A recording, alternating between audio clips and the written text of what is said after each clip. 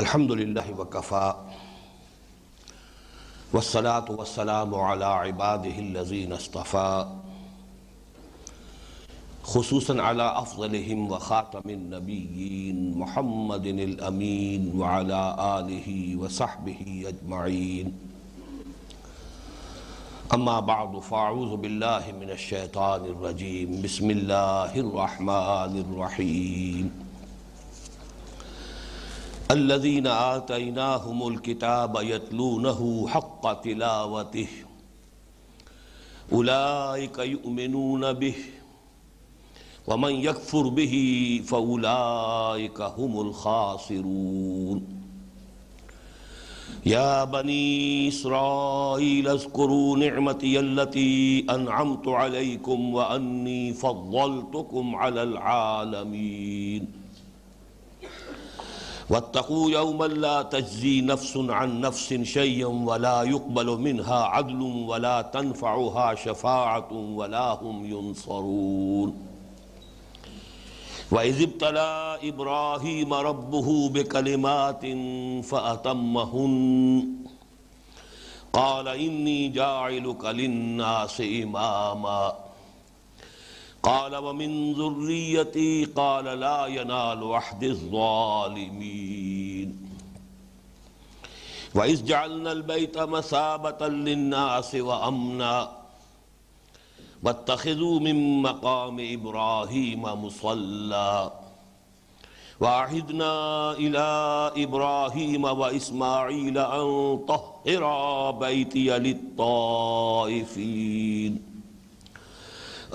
طهرا بيتي للطائفين والعاكفين والركع السجود وإذ قال إبراهيم رب اجعل هذا بلدا آمنا وارزق أهله من الثمرات من آمن منهم بالله واليوم الآخر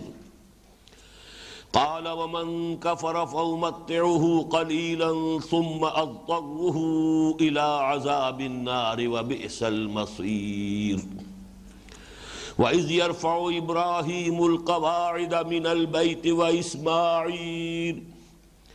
ربنا تقبل منا إنك أنت السميع العليم ربنا واجعلنا مسلمين لك ومن ذريتنا أمة مسلمة لك وأرنا مناسكنا وتب علينا إنك أنت التواب الرحيم ربنا وابعث فيهم رسولا منهم يتلو عليهم آياتك ويعلمهم الكتاب والحكمة ويزكيهم إنك أنت العزيز الحكيم صدق الله العظيم رب اشرح لي صدري ويسر لي أمري واحلل عقدة من لساني يفقهوا قولي اللهم ربنا ألهمنا رشدنا وأعذنا من شرور أنفسنا اللهم أرنا الحق حقا وارزقنا اتباعه وأرنا الباطل باطلا وارزقنا اجتنابه اللهم وفقنا لما تحب وترضى وتقبل منا فإنك خير المتقبلين آمین یا رب العالمین۔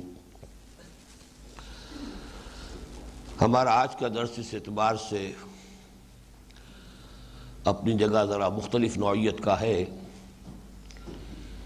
کہ ہم نے جو سورہ بقرہ کو مختلف حصوں میں تقسیم کیا ہے اس کا نصف اول جو پہلے 18 رکوعوں پر مشتمل ہے اس کے بھی پھر ہم نے 3 چھوٹے حصے قرار دیے۔ پہلے 4 رکوع تمہیدی، اس کے بعد 10.25 رکوع سمجھئے کہ جس میں خطاب سابقہ امت مسلمہ سے، پھر 4 رکوع تقریباً تحویلی۔ لیکن اصل میں تو خواہش یہ تھی کہ پچھلے درس میں درمیانی حصہ جو ہے 10.25 رکوعوں پر مشتمل جو سابقہ امت مسلمہ سے خطاب پر مشتمل ہے ہم اس کی تکمیل کر لیتے،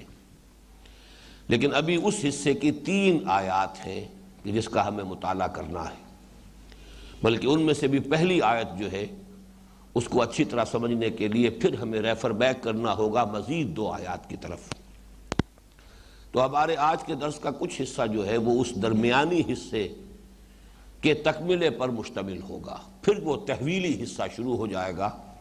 جو ہمارے آج کے بیان کا جو مین ہے، جو بلک ہے، جو اس کا اصل، وہ اس تحویلی حصے سے متعلق ہے۔ درمیانی حصہ کہ جس میں سابقہ امت مسلمہ یعنی بنی اسرائیل سے خطاب ہے، اس کے ضمن میں آخری 3 آیات، الذین آتیناہم الکتاب یتلونہ حق تلاوتہ،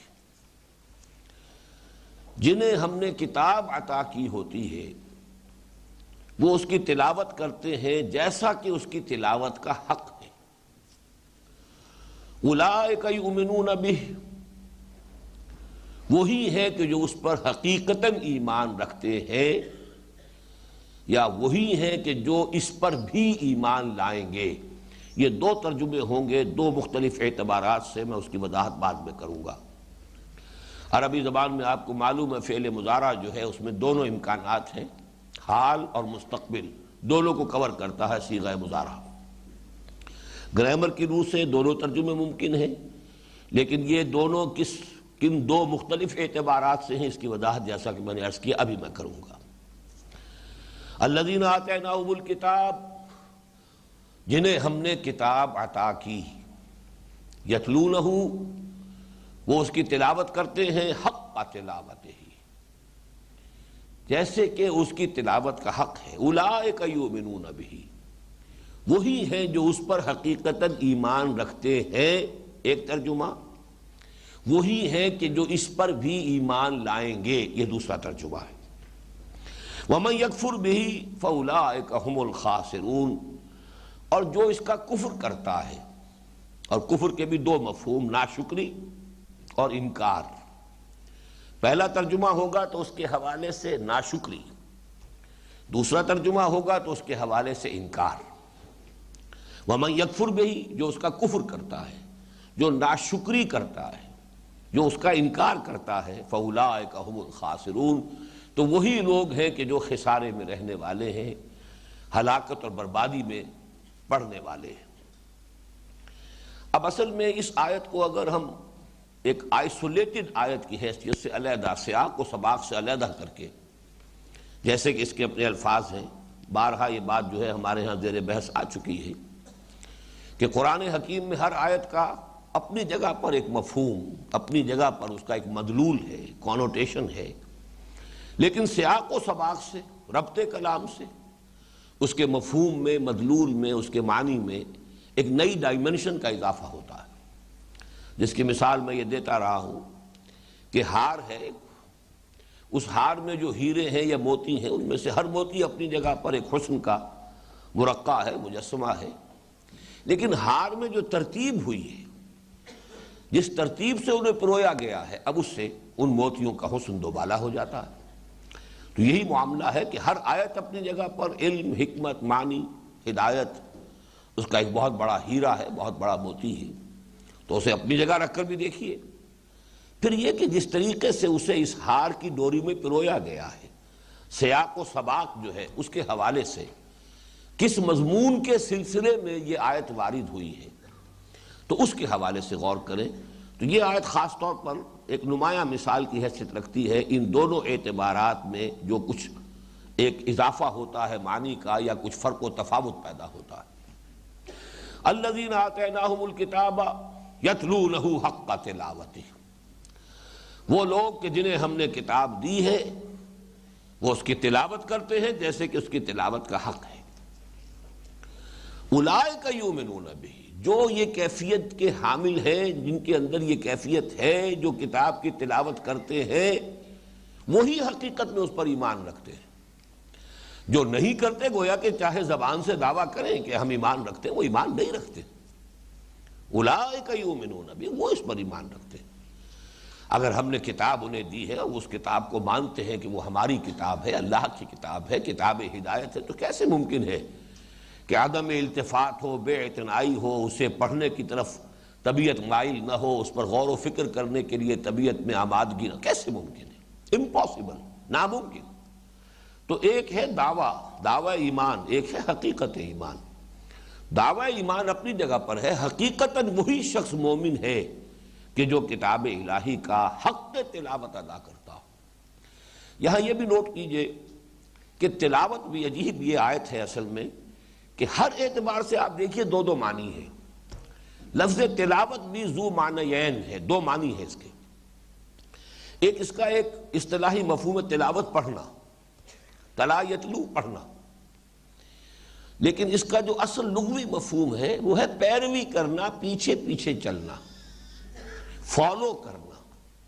جیسے کہ ہم دیکھتے ہیں دو جگہ پر یہ مفہوم جو ہے اگرچہ قرآن مجید میں اکثر و بیشتر تو یہ لفظ آیا ہے تلاوت پڑھنے کے معنی میں، اور خاص طور پر جو صحف سماویہ ہیں، جو اللہ کی کتابیں ہیں، ان کے پڑھنے کے لیے لفظ تلاوت آتا ہے،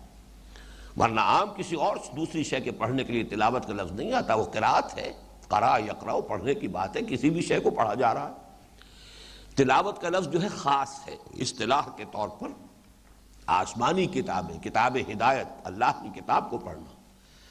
اس کے لیے قرات سے ذرا علیحدہ ایک لفظ استعمال اسی لیے کیا گیا ہے کہ تلا یتلو کا مفہوم ہے پیچھے چلنا، فالو کرنا۔ والشمس وضحاها والقمر اذا تلاها، قسم ہے سورج کی اور اس کی تمازت کی یا اس کی روشنی کی، اور قسم ہے چاند کی جبکہ وہ اس کے پیچھے آتا ہے۔ جب سورج غروب ہو رہا ہے، جب اس کی روشنی ماند پڑ رہی ہے تو اب چاند جو ہے نمودار ہو رہا ہے، اب وہ نمایاں ہو رہا ہے، اب وہ نگاہوں کے سامنے آ رہا ہے، گویا کہ وہ اس کے پیچھے آ رہا ہے۔ اسی طرح سورہ ہود کی آیت نمبر 17 ہے، افمن کان علی بینۃ من ربہ ویتلوہ شاہد منہ، تو بھلا وہ شخص جو پہلے سے بھی اپنے رب کی طرف سے ایک بینہ پر ہے، اس کی فطرت سلیم ہے، عقل سلیم ہے، عقل سلیم اور فطرت سلیمہ کی رہنمائی میں وہ ان حقائق تک پہنچ گیا ہے، حقیقت ایمان تک پہنچ چکا ہے، حقائق ایمانیہ تک اس کی رسائی ہو چکی ہے، جس کی سب سے بڑی مثال قرآن مجید میں اور جو ہمارے منتخب نصاب میں بھی ہے وہ حضرت لقمان ہے۔ وہ نبی نہیں تھے، وحی کے ذریعے سے وہ ہدایت انہیں نہیں پہنچی تھی، لیکن چونکہ وَلَقَدْ آتَيْنَا لُقْمَانَ الْحِكْمَةَ أَنِ اشْكُرْ لِلَّهِ وَمَنْ يَشْكُرْ فَإِنَّمَا يَشْكُرُ لِنَفْسِهِ وَمَنْ كَفَرَ فَإِنَّ اللَّهَ غَنِيٌّ حَمِيدٌ وَإِذْ قَالَ لُقْمَانُ لِابْنِهِ وَهُوَ يَعِظُهُ يَا بُنَيَّ لَا تُشْرِكْ بِاللَّهِ إِنَّ الشِّرْكَ لَظُلْمٌ عَظِيمٌ۔ اللہ کی معرفت، توحید خداوندی وہاں تک جو رسائی ہوئی ہے حضرت لقمان کی، وہ اپنی عقل اور فطرت کی رہنمائی میں، گویا کہ وہ خود اپنی فطرت کے بینہ کی بنیاد پر وہ ہدایت پر آیا ہے۔ اب اگر ایسا کوئی شخص ہے، اور ظاہر بات ہے انبیاء تمام ایسے ہی لوگ ہوتے تھے، سلیم الفطرت لوگ، سلیم العقل لوگ، جن کو اللہ تعالیٰ منتخب کرتا تھا، اب وحی بھی آ گئی ان کے پاس، اس وحی نے اور توثیق کر دی ان حقائق کی جن حقائق تک وہ اپنے عقل سلیم اور فطرت سلیمہ کی رہنمائی میں پہنچ چکے تھے۔ گویا کہ اب نور علی نور ہے، یہ ایمان کے وہ دو حصے، نور علی نور، جو ہمارے اس منتخب نصاب میں سورہ نور کے 5ویں رکوع میں الفاظ آئے ہیں، اللہ نور السماوات والارض، اور اسی میں نور علی نور، ایک نور فطرت ہے، ایک نور وحی ہے، جب دونوں جمع ہو گئے نور علی نور، اب ایمان کی تکمیل ہو گئی۔ یہاں بھی یتلوہ شاہد منہ، ایک اس کی شہادت دینے والی وحی جو آئی ہے اس کے بعد، وہ شہادت دے رہی ہے کہ ہاں تمہاری عقل سلیم اور تمہاری فطرت سلیمہ نے جہاں تک تمہیں پہنچایا یہ حق ہے، یہ صحیح ہے، یہی بات ہے، حقائق یہی ہے۔ اس حوالے سے اس نبوت کے نور نبوت کو کہیے، نور ایمان کو، اس کو دو حصوں میں تقسیم کیا گیا۔ تو یہ دو مقامات قرآن مجید کے ایسے ہیں کہ جس میں تلا یتلو کا لفظ آیا، پیروی کرنا، پیچھے آنا۔ تو در حقیقت اللہ کی کتاب کی تلاوت کا مفہوم کیا ہے؟ اور ویسے بھی میں نے اس سے پہلے بھی عرض کیا ہے کہ جب آدمی پڑھتا ہے تو فالو کرتا ہے ٹیکسٹ کو۔ بسا اوقات تو پڑھنے والے کی انگلی ساتھ ساتھ چل رہی ہوتی ہے، ایک تو بہت ماہر ہے پڑھنے والے، لیکن آپ نے دیکھا ہے کہ جو اتنے ماہر نہیں ہوتے تو نگاہ ادھر ادھر نہ ہٹ پائے، وہ چونکہ ترجمہ تو جانتے نہیں کہ اس کے حوالے سے ان کا ربط صحیح قائم رہے، لہذا وہ اپنی انگلی ساتھ ساتھ پھیرتے ہیں تاکہ ایسا نہ ہو کہ اگلی اوپر والی سطر کی بجائے نیچے والی سطر سے پڑھنا شروع کر دیں۔ ظاہر بات ہے معنی بیچاروں کو معلوم نہیں ہے تو اس کا تو امکان موجود ہے، تو وہ انگلی بھی ساتھ پھیرتے ہیں ساتھ ساتھ، تو گویا کہ فالو کر رہے ہیں ٹیکسٹ کو، اس کے پیچھے پیچھے چل رہے ہیں۔ تو اس اعتبار سے یتلونہ حق تلاوت ہی میں تلاوت کا عرف عام میں جو حق ہے وہ بھی سامنے آئے گا۔ تلاوت کی جا رہی ہو تو اس کے حروف کی صحیح جو ہے مخارج کے ساتھ ادائیگی ہو رہی ہو، تجوید کے کم سے کم بنیادی اصول تو آدمی کو معلوم ہو، اس میں گڑبڑ تو نہ کر رہا ہو۔ ذرا سے فرق سے زیر اور زبر سے جو ہے معنی کا جو ہے انقلاب آ جاتا ہے عربی زبان میں، مذکر کا مؤنث، مؤنث کا مذکر بن جاتا ہے۔ کہاں یعنی ایک صیغہ جو ہے فعلنا، یہ گویا کہ جمع مؤنث غائب کا صیغہ ہے، اور فعلنا ذرا سا کھینچ دیا تو یہ گویا کہ جمع متکلم کا صیغہ ہو گیا۔ زمین و آسمان کا فرق واقع ہو رہا ہے، اور جن لوگوں نے واقعتاً نہیں سیکھا ہے قرآن پڑھنا وہ غلطیاں کرتے ہیں، اور بڑی فاش غلطیاں کرتے ہیں۔ تو قرآن مجید کی تلاوت کا حق ادا کرنے میں یہ بھی شامل ہے کہ تجوید کے ساتھ اسے ادا کیا جائے، اس کے رموز و اوقاف جو ہیں ان کی بنیادی معلومات ہوں، کہاں رکنا ہے کہاں نہیں رکنا ہے، کہاں وصل ہے کہاں فصل ہے، یہ بھی معلوم ہو۔ پھر قرآن مجید کی تلاوت کا ایک حق یہ بھی ہے کہ اسے اپنے معمولات میں شامل کیا جائے۔ وہ گویا کہ انسان کی روح کی غذا ہے۔ اگر جسم کو غذا آپ دن میں 3 دفعہ فراہم کر رہے ہیں تو کم سے کم 1 دفعہ تو پورے 24 گھنٹوں میں اس روح کی غذا کا بھی اہتمام کیجئے، یہ آپ کے معمولات میں شامل ہو۔ اس کی ایک منزل انسان اپنے لیے معین کر چکا ہو کہ اتنا حصہ تو مجھے ہر روز پڑھنا ہی ہے، جس میں کہ جو بلند ترین مقام ہے وہ یہ ہے جو اکثر صحابہ کا معمول تھا کہ ایک منزل روزانہ پڑھ کر ہر ہفتے قرآن مجید ختم کیا جائے۔ اس کے بعد جب زمانہ ذرا آیا ہے بات کا کہ جس میں وہ جوش اور وہ جذبہ نہیں رہا، تو پھر یہ 30 پاروں میں تقسیم کیا گیا قرآن کو کہ کم سے کم 1 پارہ تو روزانہ پڑھ کر 1 مہینے میں تو انسان، ایک مسلمان جو ہے وہ قرآن مجید کی تلاوت کی تکمیل کر لے۔ پھر یہ کہ اس کا زیادہ سے زیادہ حصہ یاد کیا جائے۔ یہ سارے وہ حقوق ہیں جو میں نے جو مسلمانوں پر قرآن مجید کے حقوق نامی میرا کتاب چاہے جو ہماری بنیاد کی حیثیت رکھتا ہے، سن 68 کی میری تقریر ہے، یہ ساری چیزیں تفصیل سے بیان کی ہیں اس میں کہ حق تلاوت جو ہے وہ بئی معنی، تلاوت بمعنی پڑھنا،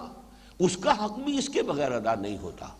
کہ انسان جو ہے اس کو پڑھے، تجوید سے پڑھے، صحیح طریقے سے پڑھے،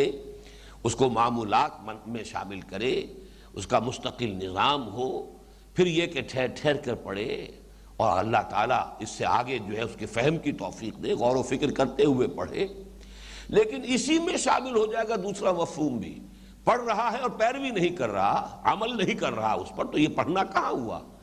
تلاوت کا دوسرا مفہوم بھی ہے کہ اس کے پیچھے چلیے، اسے فالو کیجئے، اسے اپنا امام بنائیے۔ ختم قرآن پر جو دعا مانگتے ہیں وَاجْعَلْهُ لَنَا إِمَامًا وَنُورًا وَهُدًى وَرَحْمَةً، اے اللہ اس قرآن کو ہمارا امام بنا دے، ہمارے لیے نور بنا دے، ہمارے لیے ہدایت بنا دے، ہمارے لیے رحمت بنا دے۔ تو پہلا لفظ امام ہے جس کے پیچھے چلا جاتا ہے۔ قرآن کو امام ہمارے لیے بنا دے تو اللہ تو تبھی بنائے گا جب آپ اسے اپنے امام کی حیثیت سے قبول کریں اور اختیار کریں، پھر اللہ کی توفیق بھی شامل حال ہوگی اور آپ واقعی اس کی پیروی کر سکیں گے۔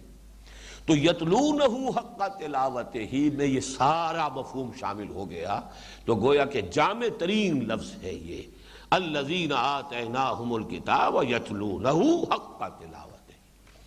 وہ لوگ کہ جنہیں ہم کتاب دیتے ہیں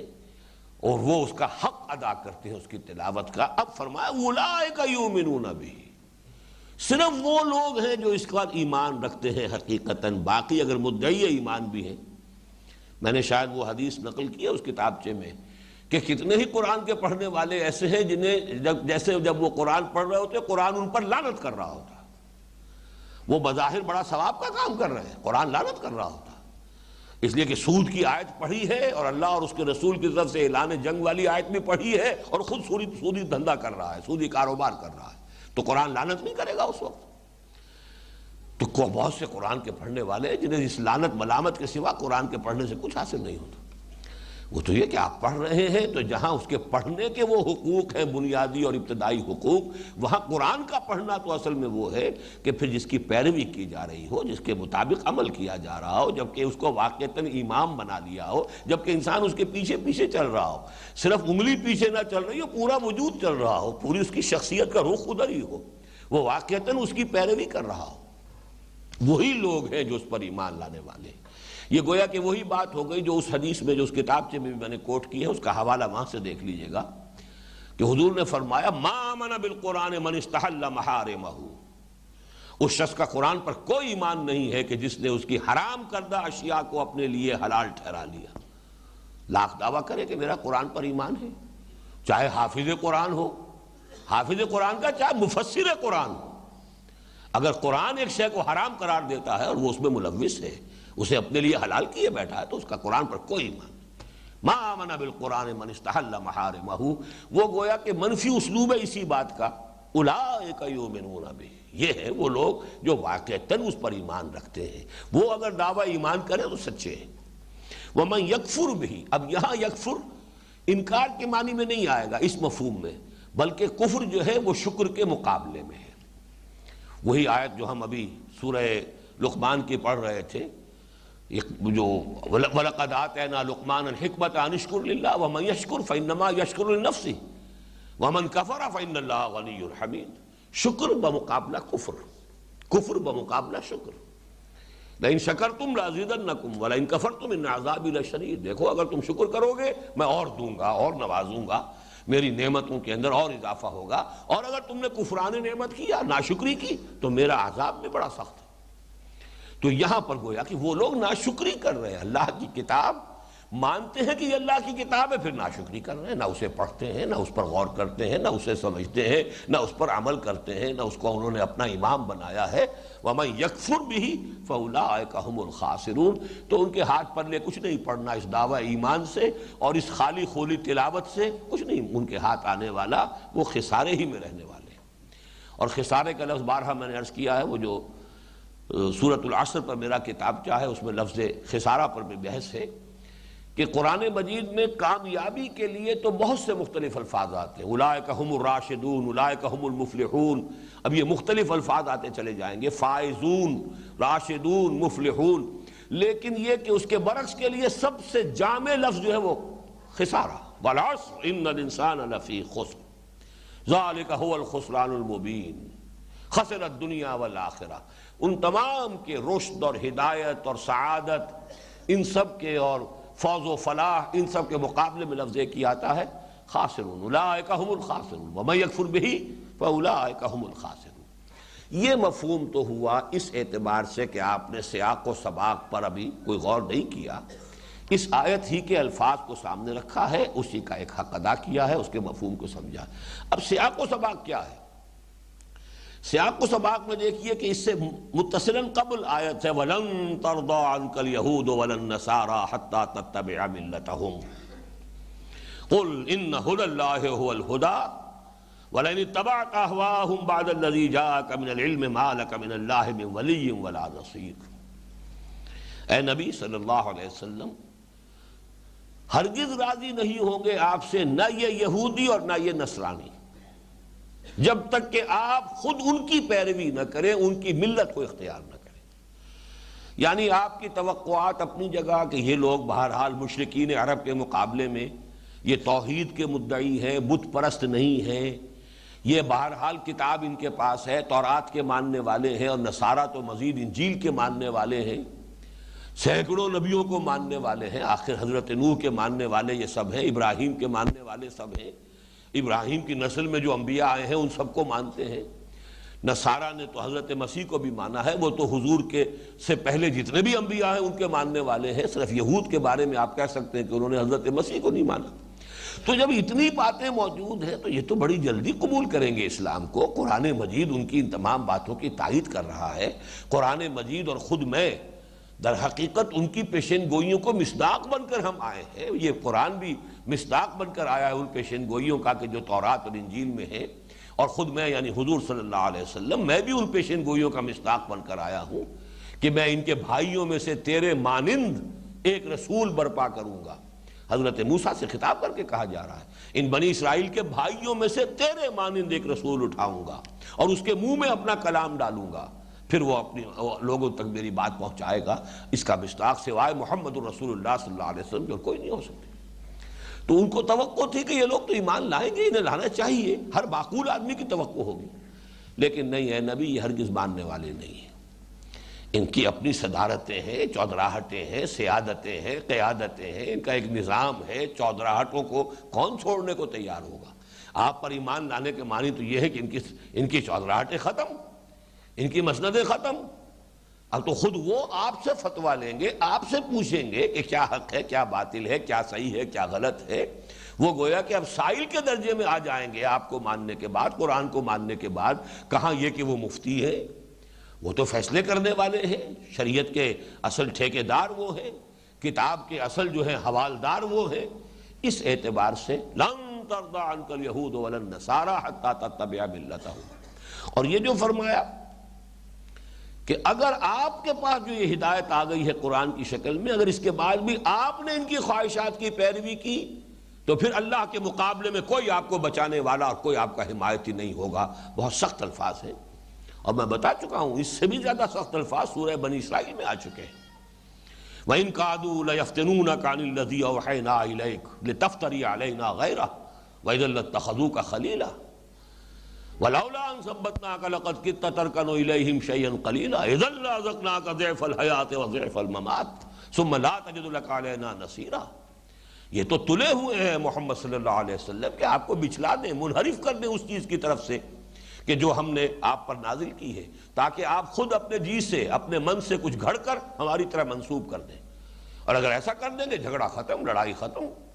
پھر یہ آپ کے ساتھ دوستی ہوگی،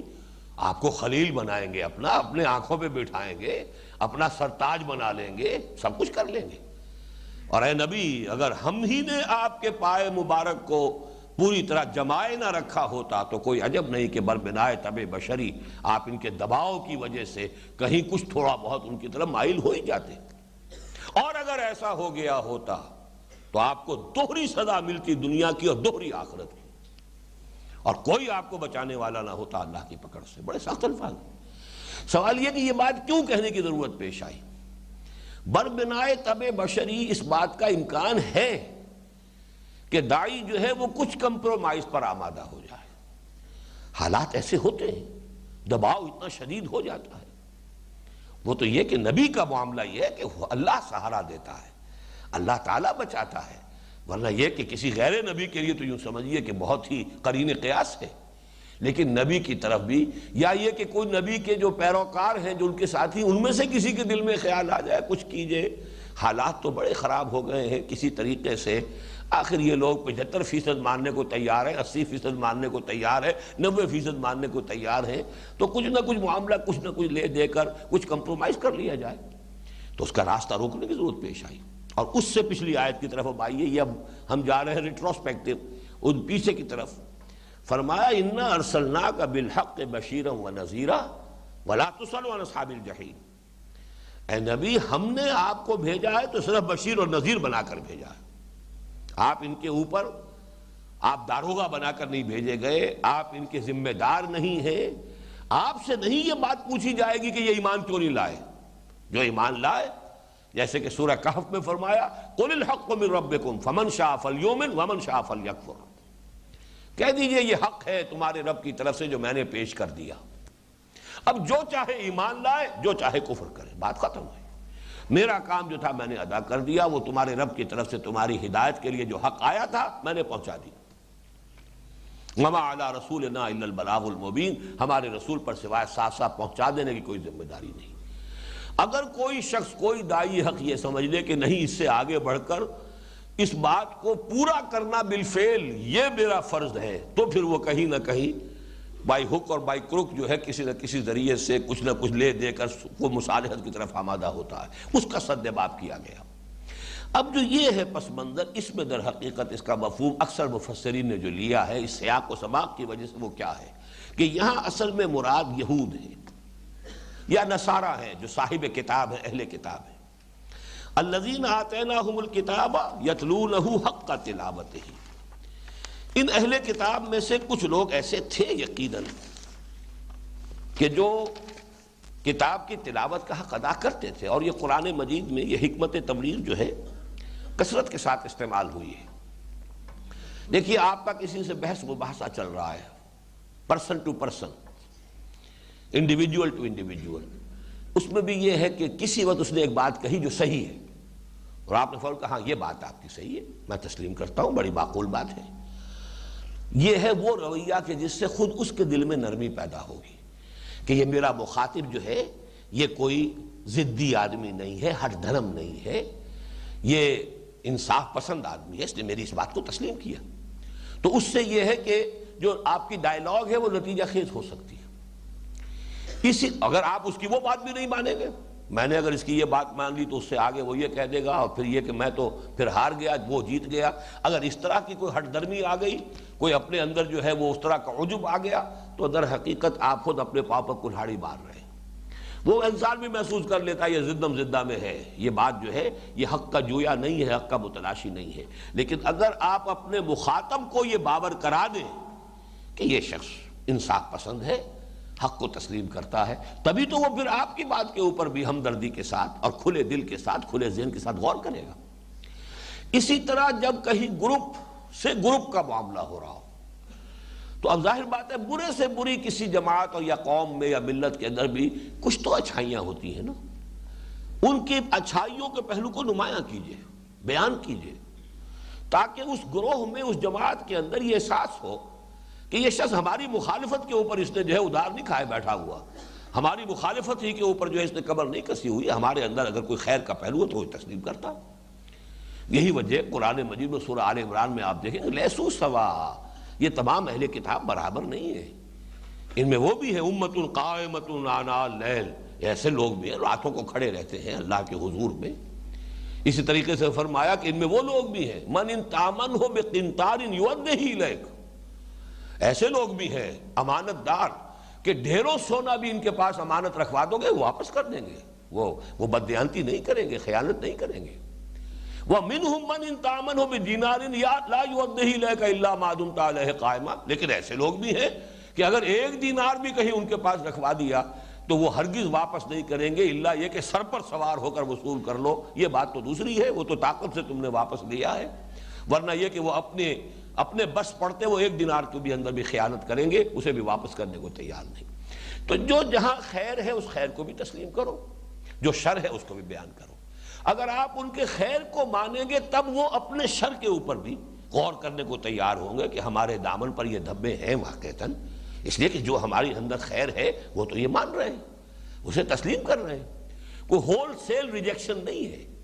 ہول سیل کنڈمنیشن ہو رہی ہو تو ظاہر بات ہے کہ پھر فریق ثانی کے اندر بھی ایک ضد پیدا ہو جائے گی، ہٹ درمی پیدا ہو جائے گی، اور اس کے اندر جو ہے کسی بھی بات کو قبول کرنے کے لیے اس کا دل جو ہے وہ کھلا نہیں رہے گا۔ تو اسی حوالے سے آپ دیکھیے کہ قرآن مجید میں اہل کتاب میں جو بھی خیر کا پہلو تھا اسے بھی اجاگر کیا گیا ہے۔ اس میں اب ایک نقطے کا میں اضافہ کر رہا ہوں، یہ اضافہ جو ہے یہ مولانا فراہی اور مولانا اصلاحی صاحب یہ جو مکتب فکر ہے تفسیر کا، یہ ان کا ہے، اور چونکہ اسالیب قرآن خاص موضوع تھا مولانا فراہی رحمۃ اللہ علیہ کا، اس پر ان کی ایک کتاب بھی ہے، اگرچہ کتاب کہنا اسے مناسب نہیں ہے، رسالہ کا یہ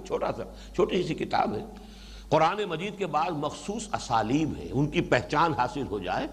تو وہ گویا کہ کلید کا کام دیتے ہیں بہت سے معاملات کے اندر۔ اب قرآن مجید میں اہل کتاب کا تذکرہ دو انداز میں آتا ہے، والذین اوتوا الکتاب، اب یہ مجہول کا صیغہ ہے، پیسو وائس، وہ لوگ جنہیں کتاب دی گئی تھی،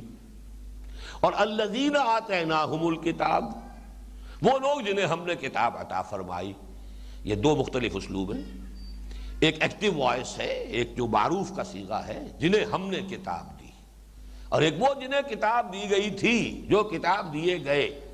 ان دونوں اسلوبوں میں یہ فرق بیان کیا گیا، اور بڑے دل کو لگنے والی بات ہے کہ جہاں کوئی مقام مدح ہے، جہاں کوئی ان کے خیر کو نمایاں کرنا ہے، وہاں الذین آتیناہم الکتاب، یہ معروف کا اسلوب جو ہے وہ وہاں آتا ہے۔ لیکن جہاں ان کی کوئی ذم کا پہلو ہے، قابل مذمت کوئی بات ان کی بیان کرنی ہے، تو وہاں الذین اوتوا الکتاب، وہ لوگ کہ جنہیں کتاب دی گئی تھی، ان کا طرز عمل یہ ہے، ان کا جو معاملہ ہے وہ یہ ہے۔ تو یہاں پر جو لفظ آیا ہے الذین آتیناہم الکتاب، یہ اہل کتاب کے ان حق پرست لوگوں کا تذکرہ ہو رہا ہے کہ جو ان میں خال خال، جیسے وہ علامہ اقبال کا شعر ہے، خال خال اس قوم میں اب تک نظر آتے ہیں، وہ کرتے ہیں اشک سحر گاہی سے جو ظالم وضو۔ تو بہرحال مسلمان قوم کتنی ہی گر گئی، کتنی پستی میں چلی گئی، کتنی خراب ہو گئی، لیکن پھر بھی افراد تو ایسے موجود ہیں خال خال اس قوم میں اب تک نظر آتے ہیں، وہ کرتے ہیں اشک سحر گاہی سے جو ظالم وضو۔ اسی طرح کا معاملہ یہ ہے کہ ان میں ہے کچھ لوگ، چاہے وہ آٹے میں نمک کے برابر ہے، کوئی پرواہ نہیں، لیکن اگر ہے تو اس کو نمایاں کیجئے، اسے بیان کیجئے۔ اس سے در حقیقت آپ کی دعوت کے لیے دل کھلیں گے، آپ کی بات سننے کے لیے ذہن آمادہ ہوں گے۔ الذین آتیناہم الکتاب، اب یہاں اگر اس تعویل کو لیا جائے تو یہاں یہ اہل کتاب کے ان حق پسند یا حق پرست لوگوں کا تذکرہ ہے کہ جنہیں اللہ تعالیٰ نے کتاب دی تھی، یتلونہ حق تلاوت۔ ظاہر بات ہے کہ اگر وہ حق پرست ہے، حق پسند ہے، تو القرآن کا، اپنی کتاب کا، تورات کا، انجیل کا، جس پر بھی ان کا ایمان ہے، اس کا حق ادا کرتے ہیں، اس کی تلاوت کرتے ہیں۔ اب اس معنی میں آئے گا اولئک یؤمنون بہ، وہی لوگ ہیں جو اس پر بھی ایمان لائیں گے۔ اب یہاں پر مستقبل کا صیغہ ہو گیا کہ اے نبی، ان میں سے صرف وہی لوگ جو ہیں، معدود چند ہیں، معدوم کے درجے میں ہیں، اتنے کم ہیں، وہ اپنی جگہ ہے، لیکن بہرحال عبداللہ ابن سلام رضی اللہ تعالی عنہ علماء یہود میں سے تھے، بڑے چوٹی کے علماء میں سے تھے، ایمان لائے ہیں نا۔ اسی طریقے سے کچھ اور لوگ بھی یہود میں سے ایمان لائے، چاہے وہ کوئی نمایاں افراد نہیں ہیں، لیکن یہ کہ عبداللہ ابن سلام تو چونکہ ان کے چوٹی کے علماء میں سے تھے رضی اللہ تعالی عنہ، ایمان لائے۔ تو الذین آتیناہم الکتاب، جنہیں ہم نے کتاب عطا فرمائی ہے، یعنی جو اس کے حق ادا کرنے والے ہیں، جو اس کی قدر و منزلت کو پہچاننے والے ہیں، اور اس کا ثبوت کیا ہے؟ یتلونہ حق تلاوتہ، وہ اپنی اس کتاب کے ساتھ وہی معاملہ کرتے ہیں کہ جو کسی مومن کو کرنا چاہیے، وہ اس کو پڑھتے ہیں جیسے کہ اس کے پڑھنے کا حق ہے، اس کی پیروی کرتے ہیں جیسے کہ پیروی کرنے کا حق ہے۔ اولئک یؤمنون بہ، وہی لوگ ہوں گے کہ جو اس پر ایمان لائیں گے۔ ومن یکفر بہ فاولئک هم الخاسرون، اور جو لوگ اس کا انکار کریں گے، اب یہ بات آ گئی یہاں پہ، اب ترجمہ ہوگا اس کا انکار، جو قرآن کو یہاں گویا کہ بہی کی ضمیر اس معنی میں اب آ رہی ہے قرآن کی طرف۔ الذین آتیناہم الکتاب، وہ مراد ہے کتاب سے تورات اور انجیل، وہ لوگ کہ جو حقیقتاً اپنی کتابوں پر ایمان رکھنے والے ہیں، جو حقیقتاً اس کی تلاوت کا حق ادا کرتے ہیں، جو اس کی پیروی کرتے ہیں، اولئک یؤمنون بہ، وہ اس پر بھی ایمان لائیں گے، اس قرآن پر بھی۔ ومن یکفر بہ، اور جو اس کا انکار کرے گا، فاولئک هم الخاسرون، تو وہ تو بہرحال پھر خسارہ پانے والوں میں سے ہے، وہ تو تباہی اور بربادی جو ہے اس کا مقدر بنے گی۔ اب یہ تو سمجھیے آخری آیت تھی اس بنی اسرائیل سے خطاب کے ضمن میں، اگرچہ دو آیتیں ابھی اور آ رہی ہیں، لیکن یہ دو آیتیں وہی ہیں کہ جن سے چھٹے رکوع میں آغاز ہوا تھا۔ ان میں سے پہلی آیت تو بین ہی انہی الفاظ کے ساتھ ہے، اسی لیے میں بریکٹ کا لفظ استعمال کرتا ہوں، وہاں بریکٹ شروع ہوئی تھی، یہاں وہ بریکٹ بند ہو رہی ہے۔ ویسے تو یہ کہ بریکٹ ایک اس طرح بھی ہوا کرتی تھی، سیدھا خط چلا آ رہا ہے، صرف یہ کہ اوپر کنڈے سے نظر آ رہے ہیں، وہ ادھر کی طرف رخ ہے یا ادھر کی طرف رخ ہے، تو بڑا معمولی سا فرق بتا دیتا ہے کہ یہاں بریکٹ شروع ہونے کی نشانی ہے اور یہ بریکٹ کے ختم ہونے کی نشانی ہے۔ وہی فرق آپ کو اس مقام پر دوسری آیت میں نظر آ جائے گا۔ پہلی آیت بعین ہی وہی ہے، یا بنی اسرائیل اذکروا نعمتی التی انعمت علیکم، اے بنی اسرائیل، اے یعقوب کی اولاد۔ اسرائیل میں آپ کو بتا چکا ہوں، ایل عبرانی میں کہتے ہیں اللہ کے لیے، اللہ کے لیے لفظ ایل ہے۔ اسر بندہ، اسیر، اسیر کون ہے؟ جو کہ کہیں جکڑا ہوا ہے، جس کی بہترین مثال حضور نے دی کہ مومن کی مثال کیا ہے؟ اس گھوڑے کی سی ہے جو بندھا ہوا ہے۔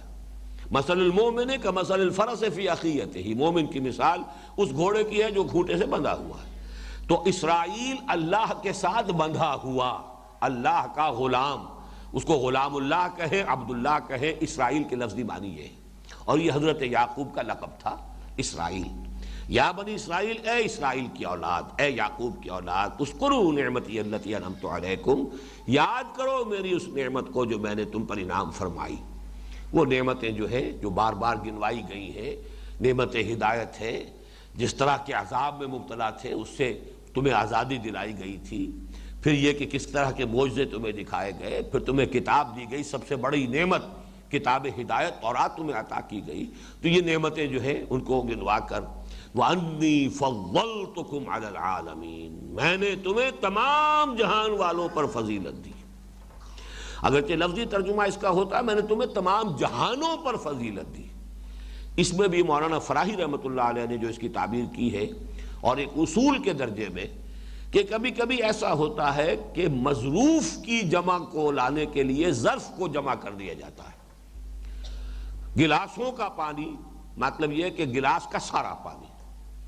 اتنے گلاس، اتنے مطلب گلاس میں جتنا پانی ہے۔ عالمین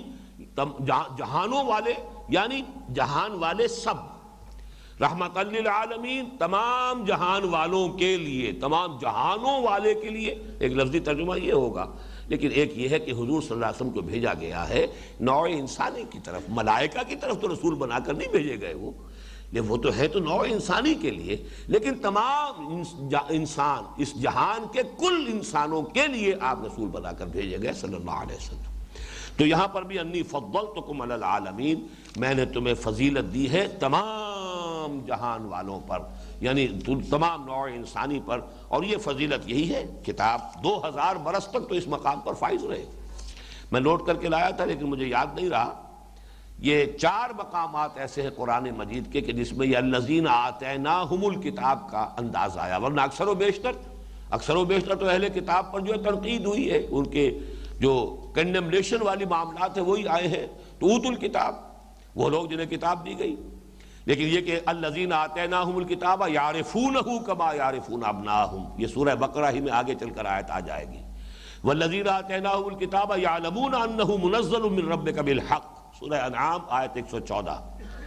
والذین آتیناہم الکتاب یفرحون بما انزل الیک، سورہ رعد آیت 36۔ الذین آتیناہم الکتاب من قبلہ ہم بہ یؤمنون، سورہ قصص آیت 56۔ تو اس طریقے سے 4 مقامات پر یہ آیا ہے کہ انہیں کتاب دی گئی اور ان کے لیے ایک معاملہ جو ہے وہ پھر مدح کی بات آتی ہے۔ یا بنی اسرائیل اذکروا نعمتی التی انعمت علیکم وانی فضلتکم علی العالمین، تمام جہان والوں پر تمہیں فضیلت عطا کی۔ یہی مفہوم پھر امت مسلمہ کے لیے آیا ہے 2 طرح کے الفاظ سے۔ سابقہ امت کے لیے بین ہی یہی الفاظ انی فضلتکم علی العالمین، اسی سورہ مبارکہ میں اس سے پہلے 6 رکوع کے آغاز میں آ چکی یہی آیت، جو کہ تو کوئی شوشے کا فرق بھی نہیں۔ موجودہ امت مسلمہ کے لیے کنتم خیر امت اخرجت للناس تأمرون بالمعروف وتنہون عن المنکر وتؤمنون باللہ۔ اب یہاں خیر امت، بہترین امت، تمام امتوں میں بہترین، اس اعتبار سے پھر یہ گویا کہ سابقہ امت سے بھی درجہ افضل ہو جاتا ہے۔ الفاظ کی تعبیر کا فرق ہے کہ جتنی امتیں بھی دنیا میں ہوئی ہیں ان میں خیر امت، تمام امتوں میں سب سے بہترین امت وہ یہ امت محمد صلی اللہ علیہ وسلم۔ کنتم خیر امت، یا یہ کہ جس کو کہا گیا ہے امتا وسطا لتکونوا شہداء علی الناس ویکون الرسول علیکم شہیدا، وہ تو اسی تحویلی حصے میں انہی 4 رکوعوں میں آ جائے گے۔ یہ آیت مبارکہ 17ویں رکوع میں وَكَذَلِكَ جَعَلْنَاكُمْ أُمَّةً وَسَطًا لِتَكُونُوا شُهَدَاءَ عَلَى النَّاسِ وَيَكُونَ الرَّسُولُ عَلَيْكُمْ شَهِيدًا۔ تو چونکہ ایکسٹریمز جو ہیں ان کے بارے میں عام عرف عام یہ ہے کہ وہ بات اچھی نہیں ہوتی، بڑا ایکسٹریمسٹ ہے،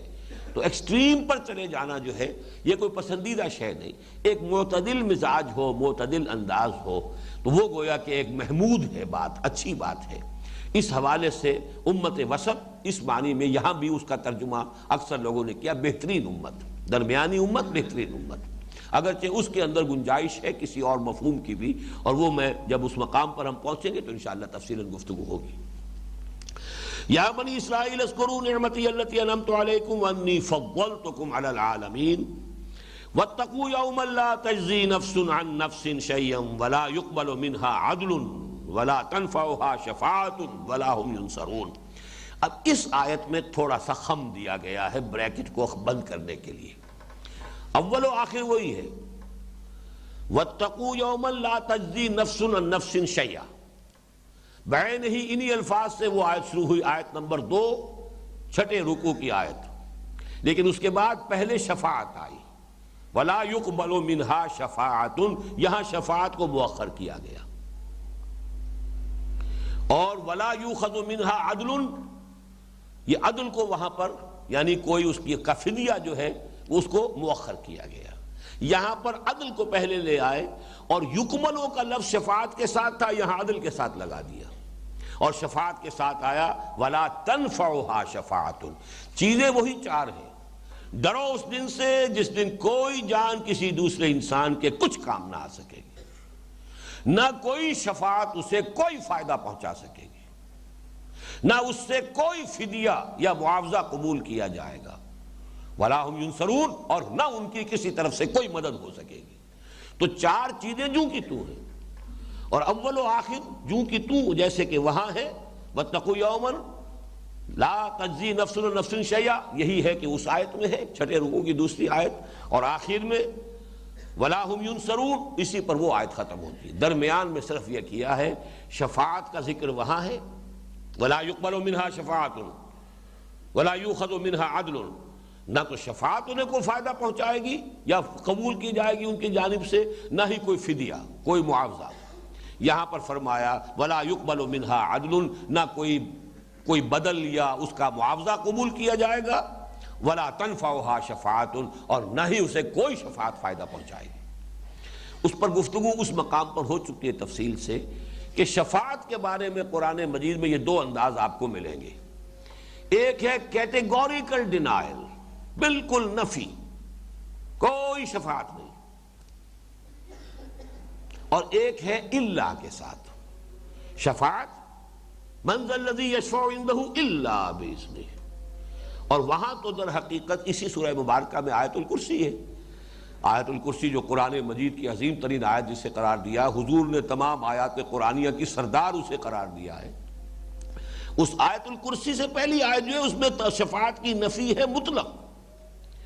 یا ایھا الذین آمنوا انفقوا مما رزقناکم من قبل ان یأتی یوم لا بیع فیہ ولا خلۃ ولا شفاعۃ والکافرون هم الظالمون۔ تین چیزوں کی کیٹیگوریکل نفی کی گئی، اہل ایمان خرچ کر دو، لگا دو، کھپا دو اللہ کی راہ میں جو کچھ ہم نے تمہیں دیا ہے، اس سے پہلے کہ وہ دن آ جائے، من قبل ان یاتی یوم لا بیع فیہ، نہ اس میں کوئی بیع و شرع ہوگی کہ خرید و فروخت ہو، ولا خلۃ، نہ کوئی دوستی ہوگی، کوئی دوستی فائدہ نہیں پہنچائے گی، بلکہ دوستی کیا فائدہ پہنچائے گی۔ وہ تو دو مقامات پر قرآن مجید کہتا ہے کہ انسان کہے گا میرے والدین کو بھی جھونک دیا جائے، میرے بیوی بچوں کو بھی جھونک دیا جائے جہنم میں، مجھے بچا لیا جائے۔ اب اس سے آگے دوستی کس بلا کا نام ہے جب انسان اپنے قریب ترین عزیزوں کے بارے میں یہ کہے گا۔ سورہ عبس میں بھی موجود ہے اور سورہ معارج میں بھی موجود ہے، بالکل واضح الفاظ کے اندر۔ تو اس حوالے سے اس کوئی دوستی، کوئی رشتہ داری کوئی فائدہ نہیں پہنچائے گی، ولا شفاعت، نہ کوئی شفاعت ہوگی۔ وہاں شفاعت کی نفی مطلق ہو رہی ہے، کلی۔ یہ ایک انداز ہے، وہی ان دو آیتوں میں ہے، واتقوا یوما لا تجزی نفس عن نفس شیئا ولا يقبل منها شفاعت ولا يؤخذ منها عدل ولا هم ينصرون، واتقوا یوما لا تجزی نفس عن نفس شیئا ولا يقبل منها عدل ولا تنفعها شفاعت ولا هم ينصرون۔ ایک انداز الا کے ساتھ ہے، من ذا الذی یشفع عندہ الا باذنہ، اور یہ حدیث اور یہ الفاظ جو ہیں اسی آیت الکرسی میں آ گئے ہیں جو اس آیت کے فوراً بعد ہے۔ ہاں، اللہ جس کے لیے چاہے گا اور جس کو چاہے گا شفاعت کی اجازت دے دے گا، اس پر گفتگو پھر کریں گے انشاءاللہ اسی مقام پر جہاں یہ مضمون زیر بحث آئے گا۔ اس وقت جو اس آیت کا جو اصل ہے، ہر شے کی ایک امپورٹ ہے، کنوٹیشن ہے، اس کا ایک تاثر ہے جو قلب پر آنا چاہیے، اسی لیے یہ الفاظ آئے ہیں تاکہ قلب پر وہ اس کے اثرات وارد ہوں۔ کوئی شفاعت نہیں، یہاں تو در حقیقت کیٹیگوریکل نفی ہے۔ واتقوا یوما لا تجزی نفس عن نفس شیئا ولا يقبل منها عدل، عدل جو ہے بدل کو کہتے ہیں، برابری کی شے، یہ خطا ہوئی ہے اس کے برابر گویا کہ کفارہ یہ میں دے رہا ہوں، یہ گناہ ہوا تھا اس کی گویا کہ برابری کے درجے میں پھر کفارہ ہو جائے گا۔ خاص طور پر سورہ مائدہ میں جب آیا ہے کہ اگر احرام کی حالت میں اگر کہیں شکار کر بیٹھے انسان تو اس کا جو پھر ہرجانہ ہے جو کفارہ ہے وہ اسی جیسا جانور، اسی کی طرح کا، اگر کوئی ہرن آپ نے شکار کر لیا تو کوئی بکری یا بھیڑ یا بیڑا جو ہے وہ اس کی جگہ پر کفارہ ہو جائے گا، کفارے میں اس کی قربانی دینا جو ہے۔ لیکن اگر نیل گائے کی ہے یا کوئی اور اسی سائز کا جانور تو پھر گائے دینی پڑے گی، اس حوالے سے اس کے بھی برابری کا معاملہ ہوگا۔ تو جتنی بڑی خطا ہے اتنا ہی بڑا اس کا کوئی جرمانہ یا اس کا کفارہ جو ہے وہ بھی اس کے برابر ہوگا۔ اس حوالے سے عدل، کسی شے کا کوئی فدیہ، کسی شے کا کوئی بدل، کسی شے کا کوئی معاوضہ، ظاہر بات ہے کہ وہاں معاوضہ کیا ہوگا، کسی کے پاس دینے کے لیے کیا ہوگا؟ وہ تو یہ کہ حقوق العباد کے معاملے میں تو حدیث میں آتا ہے کہ وہاں کی کرنسی ہوگی نیکیاں اور گناہ۔ آپ نے کسی کا حق مارا تھا، کسی پر زیادتی کی تھی، کسی کی بے عزتی کی تھی، کسی کی آپ نے غیبت کی تھی، کسی پر تہمت لگائی تھی، کسی کا مال ہڑپ کیا تھا، تو بہرحال وہ جب آئے گا مدعی بن کر تو اور تو آپ کے پاس کچھ نہیں ہے، آپ کی نیکیاں ہوں گی کہ اس کے حوالے کر دی جائیں گی۔ تم یہ لے جاؤ تم وہ لے جاؤ۔ وہ حدیث میں نے بارہا بیان کی ہے کہ حضور نے اس بات کو سمجھانے کے لیے بڑا پیارا انداز اختیار کیا، پہلے سوال کیا اتدرون من المفلس، کیا آپ لوگ جانتے ہیں مفلس کسے کہتے ہیں؟ مفلس کون ہوتا ہے؟ یہ انداز تھا حضور کا، سادہ سی بات ہے لیکن سوال کیا ہے تو لوگ چونک گئے نا، کوئی خاص بات معلوم ہوتی ہے، مفلس کے معنی پوچھ رہے ہیں۔ پھر انداز یہ تھا کہ سب نے جو جواب دیا وہ یہی تھا، المفلس عندنا من لا درہم لہ ولا دینار، اے حضور ہمارے نزدیک تو مفلس وہی ہوتا ہے جس کے پاس درہم و دینار نہیں، روپیہ پیسہ نہیں۔ آپ نے فرمایا نہیں، میری امت کا مفلس وہ ہوگا کہ جب قیامت کے دن حاضر ہوگا تو نمازیں بھی بہت سی لے کر آئے گا، روزے لے کر آئے گا، عبادات لے کر آئے گا۔ ایگزیکٹ الفاظ اب مجھے نہیں ہے یاد، میں اس کی وضاحت گویا کہ کر رہا ہوں کہ فرض کیجئے بہت سے عمرے کیے ہیں، بہت سے حج کیے ہیں، ڈھیروں حج ڈھیروں عمرے، وقد شتم ھذا واکل مال ھذا، اس شخص کی اس نے اس کو گالی دی تھی، اس کی بے حرمتی کی، اس کی بے عزتی کی، اس کا مال غلط طریقے پر حرام طریقے پر ہڑپ کر لیا۔ اب جب مدعی آئیں گے تو کسی کو اس کی نمازیں دے دی جائیں گی، لو بھائی اس کی نمازیں لے جاؤ، یہی ہے یہاں پر، یا یہ کسی کو اس کے روزے دے دیے جائیں گے، ساری نیکیاں ختم ہو جائیں گی، مدعی باقی ہوں گے۔ جنہیں دنیا میں عادت ہوتی ہے اس قسم کی غیبت کرنے کی عادت ہی پڑی ہوئی ہے، تو یہ تو سویٹ ڈش ہے، ہر کھانے کے بعد جو ہے بڑی لذیذ ہوتی ہے ڈش، وہ تو کرتے ہی رہیں گے، پھر کوئی ایک آدھ مرتبہ کی بات تو نہیں ہے۔ مدعی آئیں گے، وہ ساری عبادتوں کا ان کا جو ہے وہ انبار ختم ہوا، اس کے باوجود ابھی مدعی باقی ہوں گے، تو اب ریورس گیئر لگے گا، ان کے گناہ اس کے کھاتے میں ڈلنے شروع ہوں گے، اس کے اعمال کے پلڑے کے اندر۔ بھائی تمہاری یہ خطا تھی، یہ غلطی تھی، یہ گناہ تھی، گناہ تم نے کیا تھا، اس نے تم پر یہ زیادتی کی تھی، تمہارا یہ گناہ اس کے حساب میں ڈالتے ہیں، یہاں تک کہ وہ دوسروں کے گناہوں کے بوجھ تلے گر کر اور دب کر جہنم میں جھونک دیا جائے۔ یہ معاملہ ہے جو کہ بین الانسانی معاملات ہیں، معاملات کے ضمن میں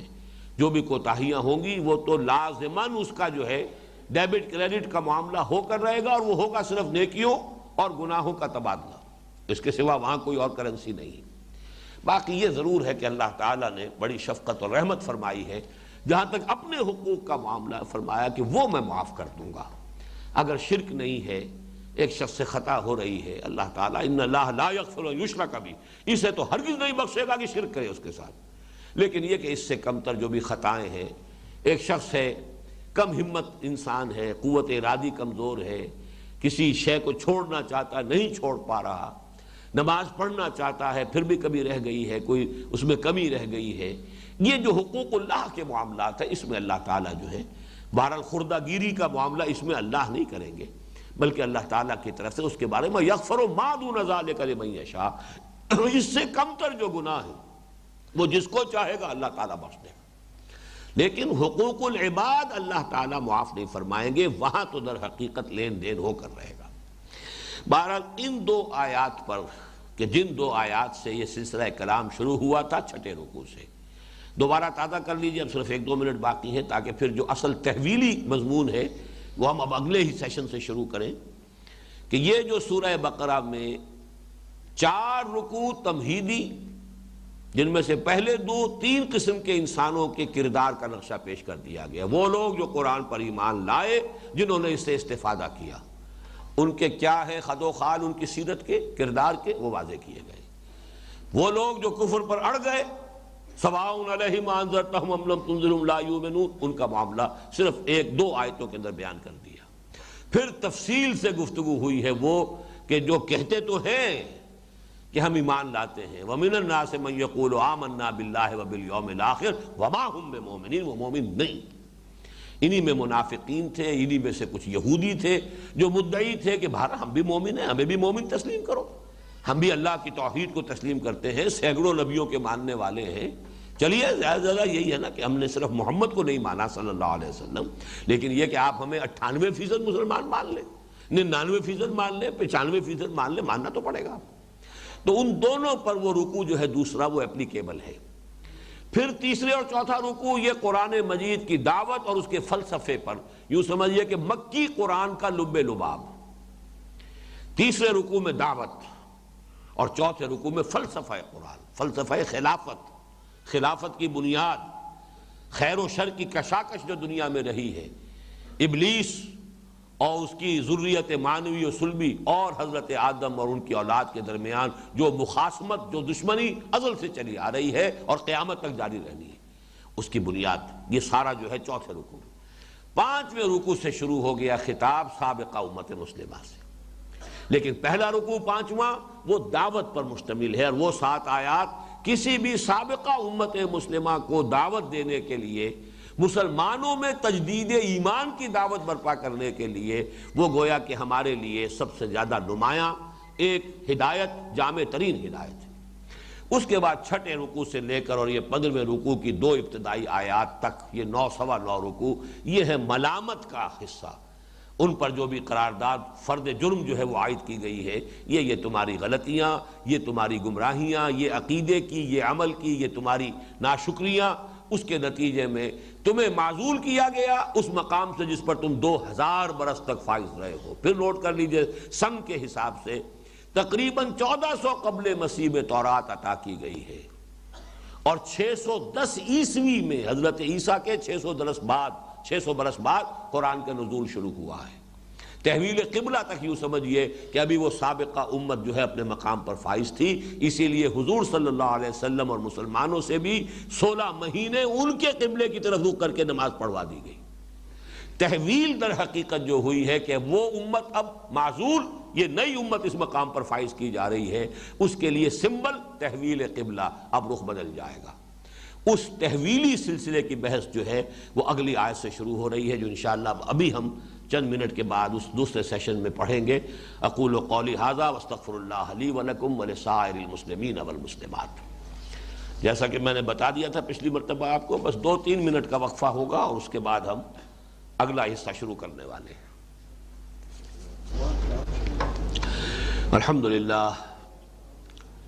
الحمدللہ وکفیٰ والصلاة والسلام علی عبادہ الذین اصطفیٰ، خصوصاً علی افضلہم وخاتم النبیین محمد الامین وعلی آلہ وصحبہ اجمعین۔ اما بعد فاعوذ باللہ من الشیطان الرجیم، بسم اللہ الرحمن الرحیم۔ وَإِذِ ابْتَلَىٰ إِبْرَاهِيمَ رَبُّهُ بِكَلِمَاتٍ فَأَتَمَّهُنَّ قَالَ إِنِّي جَاعِلُكَ لِلنَّاسِ إِمَامًا قَالَ وَمِن ذُرِّيَّتِي قَالَ لَا يَنَالُ عَهْدِي الظَّالِمِينَ إِلَىٰ قَوْلِهِ تَعَالَىٰ رَبَّنَا وَابْعَثْ فِيهِمْ رَسُولًا مِّنْهُمْ يَتْلُو عَلَيْهِمْ آيَاتِكَ وَيُعَلِّمُهُمُ الْكِتَابَ وَالْحِكْمَةَ وَيُزَكِّيهِمْ إِنَّكَ أَنْتَ الْعَزِيزُ الْحَكِيمُ۔ صدق اللہ العظیم۔ رب اشرح لي صدری ویسر لي امری واحلل عقدۃ من لسانی یفقہوا قولی۔ اللہم ربنا الہمنا رشدنا واعذنا من شرور انفسنا، اللہم ارنا الحق حقا وارزقنا اتباعہ وارنا الباطل باطلا وارزقنا اجتنابہ، آمین یا رب العالمین۔ جیسے کہ بہت مرتبہ عرض کیا جا چکا ہے، سورہ بقرہ کے نصف اول کا اب یہ تیسرا حصہ ہے، جو ہم کہیں گے عمومی انداز میں تو 4 رکوعوں پر مشتمل ہے، اگرچہ اس میں سے 2 آیتیں منہا کرنی ہوں گی، اس لیے کہ بارہا میں عرض کر چکا ہوں کہ جو رکوعوں کی جو تقسیم ہوئی ہے یہ حضور کے زمانے میں نہیں تھی، یہ تقسیم بعد میں ہوئی ہے، بنو امیہ کا ابتدائی دور، اور حجاج ابن یوسف جو ویسے تو بہت بدنام شخص تھا، بہت ظالم اور جابر انسان تھا، بہت سے تابعین جو ہیں نہایت جو صالحین میں سے تھے ان کو اس نے شہید کیا ہے، وہ سیاسی مقاصد کی بنا پر۔ بہرحال بعض خدمات بھی اس کی ہیں، جیسا کہ پچھلے ہی نشست میں بات زیر بحث آئی تھی، جس میں جو خیر ہے اس کو بھی مانیے، جو شر ہے اس کو بھی پہچانیے۔ تو بہرحال قرآن مجید کے ضمن میں اس کی ایک خدمت بڑی عجیب ہے، جیسے یہ خدمت جو ہے ہمارے اس دور میں بھی جو جمال عبد الناصر مصر کے صدر تھے، ان کے ہاتھوں یہ اللہ تعالیٰ نے ایک خدمت جو ہے قرآن مجید کی کروا لی۔ ویسے بہرحال ان کے جو بھی نظریات تھے، جو افکار تھے، عروبہ، عربزم، عرب نیشنلزم، اس کے بہت بڑے پرچارک تھے۔ کہتے ہیں کہ انہوں نے یہ نعرہ بھی لگایا تھا، نحن ابناء الفراعنہ، بڑے فخر کے ساتھ ہم فرعونوں کی نسل سے ہیں۔ بہرحال وہ ایک پہلو تھا، لیکن دوسرا پہلو یہ کہ چونکہ بہت بڑا فتنہ تھا جو اٹھا تھا، اسرائیلیوں نے، یہ جو ریاست بن گئی ان کے حوالے سے اسرائیلی کہہ رہا ہوں، حکومت اسرائیل نے بہت بڑی یوں سمجھیے سازش کے طور پر قرآن پر حملہ کیا تھا۔ کچھ قرآن مجید جو ہے اس کے ٹیکسٹ کے اندر تبدیلی کر کے بڑی تعداد میں شائع کیے، اور خاص طور پر افریقی ممالک میں ان کو پھیلا دیا۔ یہ گویا کہ قرآن مجید کے متن کو محفوظ رکھنے کی جو اللہ تعالیٰ نے جو ذمہ داری اپنے اوپر لی تھی، یہ گویا کہ اس کے خلاف ایک بہت بڑی کوشش تھی۔ ظاہر ہے کہ اگر وہ برقرار رہ جائے، کچھ عرصے کے بعد 10-15 سال کے بعد کوئی شخص کہے گا لو جی یہ قرآن بھی تو آخر یہ بھی چھپا ہوا ہے نا، اس کے اندر تو یوں لکھا ہے۔ وہ جو ایک سرٹنٹی ہے قرآن مجید کی اور اس کے ٹیکسٹ کے بارے میں یہ ہے کہ وہ کرپٹ نہیں ہوا ہے، انٹیگریٹی اس کے ٹیکسٹ کی، وہ تو ساری بات ختم ہو جاتی۔ تو صدر ناصر نے پھر قرآن مجید کی ترتیل کی، پورے قرآن مجید کے جو ٹیپس تیار کروائے، یہ شیخ محمود خلیل حسری رحمہ اللہ ان کے قرات میں بھی، اور شیخ عبدالباسط عبدالصمد، پورے قرآن کی ترتیل کے، تاکہ یہ کہ وہ ریکارڈ پھیلا دیے جائے اور اس کے حوالے سے لوگ جو ہے وہ ہر شخص جو ہے وہ دیکھ سکے کہ کسی قرآن کے اندر اس کے متن میں کوئی غلطی تو نہیں کر دی گئی۔ اسی طریقے سے عجمیوں کے لیے، غیر عرب لوگوں کے لیے بہت بڑی خدمت حجاج ابن یوسف نے کی تھی۔ اس وقت تک قرآن مجید کے متن پہ نہ نقطے تھے، نہ زیر زبر، نہ کوئی علامات وقف، کچھ نہیں، اس لیے کہ اہل زبان تھے، وہ پہچانتے تھے۔ جیسے پرانے زمانے میں جو منشی حضرات کہلاتے تھے، وہ واقعتاً جس طرح لکھتے تھے شکستہ خط کے اندر، تو اس میں یہ نقطے نہیں لگانے کا تکلف کیا جاتا تھا، بلکہ یہ گمان ہوتا تھا کہ اگر آپ نقطے بھی لگائیں اور زیر زبر بھی لگائیں تو جسے آپ خط لکھ رہے ہیں وہ سمجھے گا کہ مجھے جاہل سمجھا انہوں نے، وہ اپنی توہین پر معمول کرے گا کہ بغیر ان نقطوں کے اور بغیر ان اشاروں کے شاید میں سمجھ نہیں سکتا تھا اس ٹیکسٹ کو۔ تو یہی معاملہ تھا، لیکن یہ کہ اس کے بعد یہ سارا کام ہوا۔ اسی دور میں پھر یہ رکوعوں کی تقسیم ہوئی۔ تو جہاں تک رکوعوں کی تقسیم کا تعلق ہے، یہ بھی میں نے بارہا عرض کیا، انٹروڈکشن ٹو دی قرآن پر بھی جو تقریریں ہوئی تھی شروع میں، جب درس دوبارہ ہم نے شروع کیا ہے سلسلے وار، کہ اکثر و بیشتر مقامات پر تو معلوم ہوتا ہے کہ صحیح جگہ پر رکوع کا جو بھی تقسیم ہوئی ہے صحیح ہوئی ہے، بعض جگہوں پر اختلاف کی گنجائش ہے۔ میرے نزدیک ان دو آیات کو سابقہ ہی 14ویں رکوع ہی میں شامل کیا جانا چاہیے تھا، اس لیے کہ وہ مضمون وہاں کلوز ہو رہا ہے، ختم ہو رہا ہے، اور در حقیقت اب اگلا مضمون جو شروع ہو رہا ہے 15واں رکوع یہاں سے شروع ہوتا، وَإِذِ ابْتَلَىٰ إِبْرَاهِيمَ رَبُّهُ، تو یہ بہتر تھا، بس ہم اسے بہتر کے انداز میں کہہ سکتے ہیں۔ باقی یہ کہ جو بھی شکل ہے، اور یہ بھی کہنے کی جرات اس لیے کر رہے ہیں، کسی صورت کے بارے میں آپ یہ بات نہیں کہہ سکتے، کسی آیت کے بارے میں آپ یہ بات نہیں کہہ سکتے۔ آیتوں کی تعیین، صورتوں کی تعیین دور نبوی میں ہو چکی، یہ حضور صلی اللہ علیہ وسلم کا فعل ہے، اور آپ کا ہر فعل جو ہے وہ گویا کہ اللہ تعالیٰ کے حکم سے ہے، اللہ کی نگرانی میں ہے، اللہ کی رہنمائی میں ہے، وہ تو من جانب اللہ شمار ہوگا، اس میں آپ کچھ کہنے کی کوئی جرت نہ کریں، یہ جسارت جو ہے یہ بہت غلط ہے۔ البتہ رکوعوں کی پاروں کی تقسیم یہ چونکہ بعد میں لوگوں نے کی ہے، یہ خالص اجتہادی معاملہ ہے، اس میں کسی وقت کسی اختلاف کا اظہار کرنا وہ کوئی بڑی بات نہیں ہے، اس پر گھبرانا نہیں چاہیے۔ بہرحال یہ اگر ان کو 4 رکوع مانا جائے تو یہ 4 رکوع جو ہے ان میں مرکزی شخصیت حضرت ابراہیم کی ہے علیہ الصلاۃ والسلام۔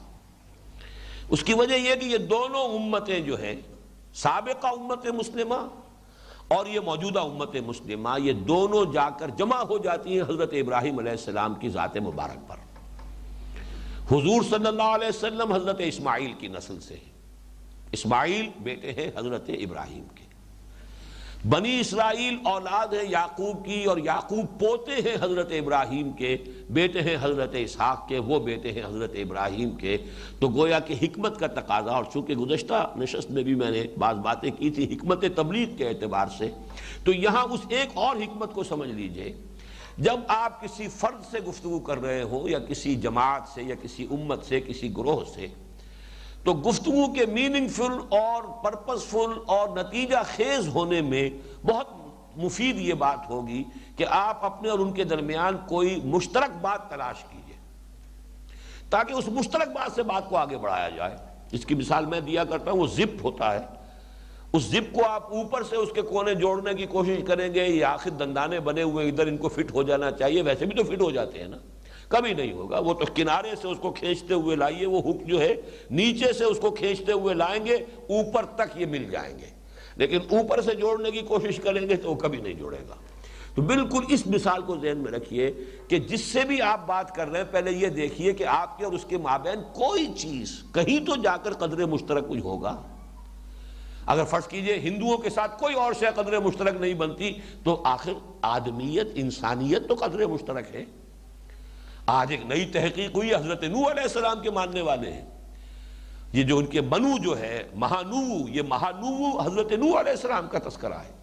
اگر یہ بات ہو جائے، اسٹیبلش ہو جائے، اس کو واضح طور پر بیان کیا جائے تو یہ گویا کہ ایک نقطہ اشتراک بنتا ہے کہ حضرت نوح علیہ السلام کے حوالے سے بات شروع کیجئے کہ وہ بھی اللہ کے نبی تھے، بات پہنچانے میں آپ کو سہولت ہو جائے گی۔ تو اب یہاں پر بنی اسرائیل اور بنی اسماعیل، ان دونوں میں جو قدر مشترک بنتی ہے وہ شخصیت حضرت ابراہیم علیہ السلام کی، لہذا پہلے اب ان کی شخصیت کو اجاگر کیا جا رہا ہے۔ تمہارے بھی جد امجد وہ، ان کے بھی جد امجد وہ۔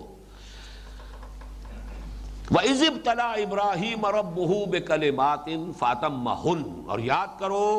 جبکہ آزمایا ابراہیم کو اس کے رب نے بہت بڑی بڑی باتوں میں، تو اس نے ان سب کو پورا کر دیا۔ یہ حضرت ابراہیم علیہ السلام کی شخصیت اور ان کی زندگی میں نہیں سمجھتا کہ اس کو سم اپ کیا جا سکتا ہے اس سے زیادہ خوبصورت جامع الفاظ میں، مختصر ترین الفاظ۔ ویسے تو قرآن کا فلسفہ یہ ہے کہ انسانی زندگی جو دنیاوی زندگی ہے،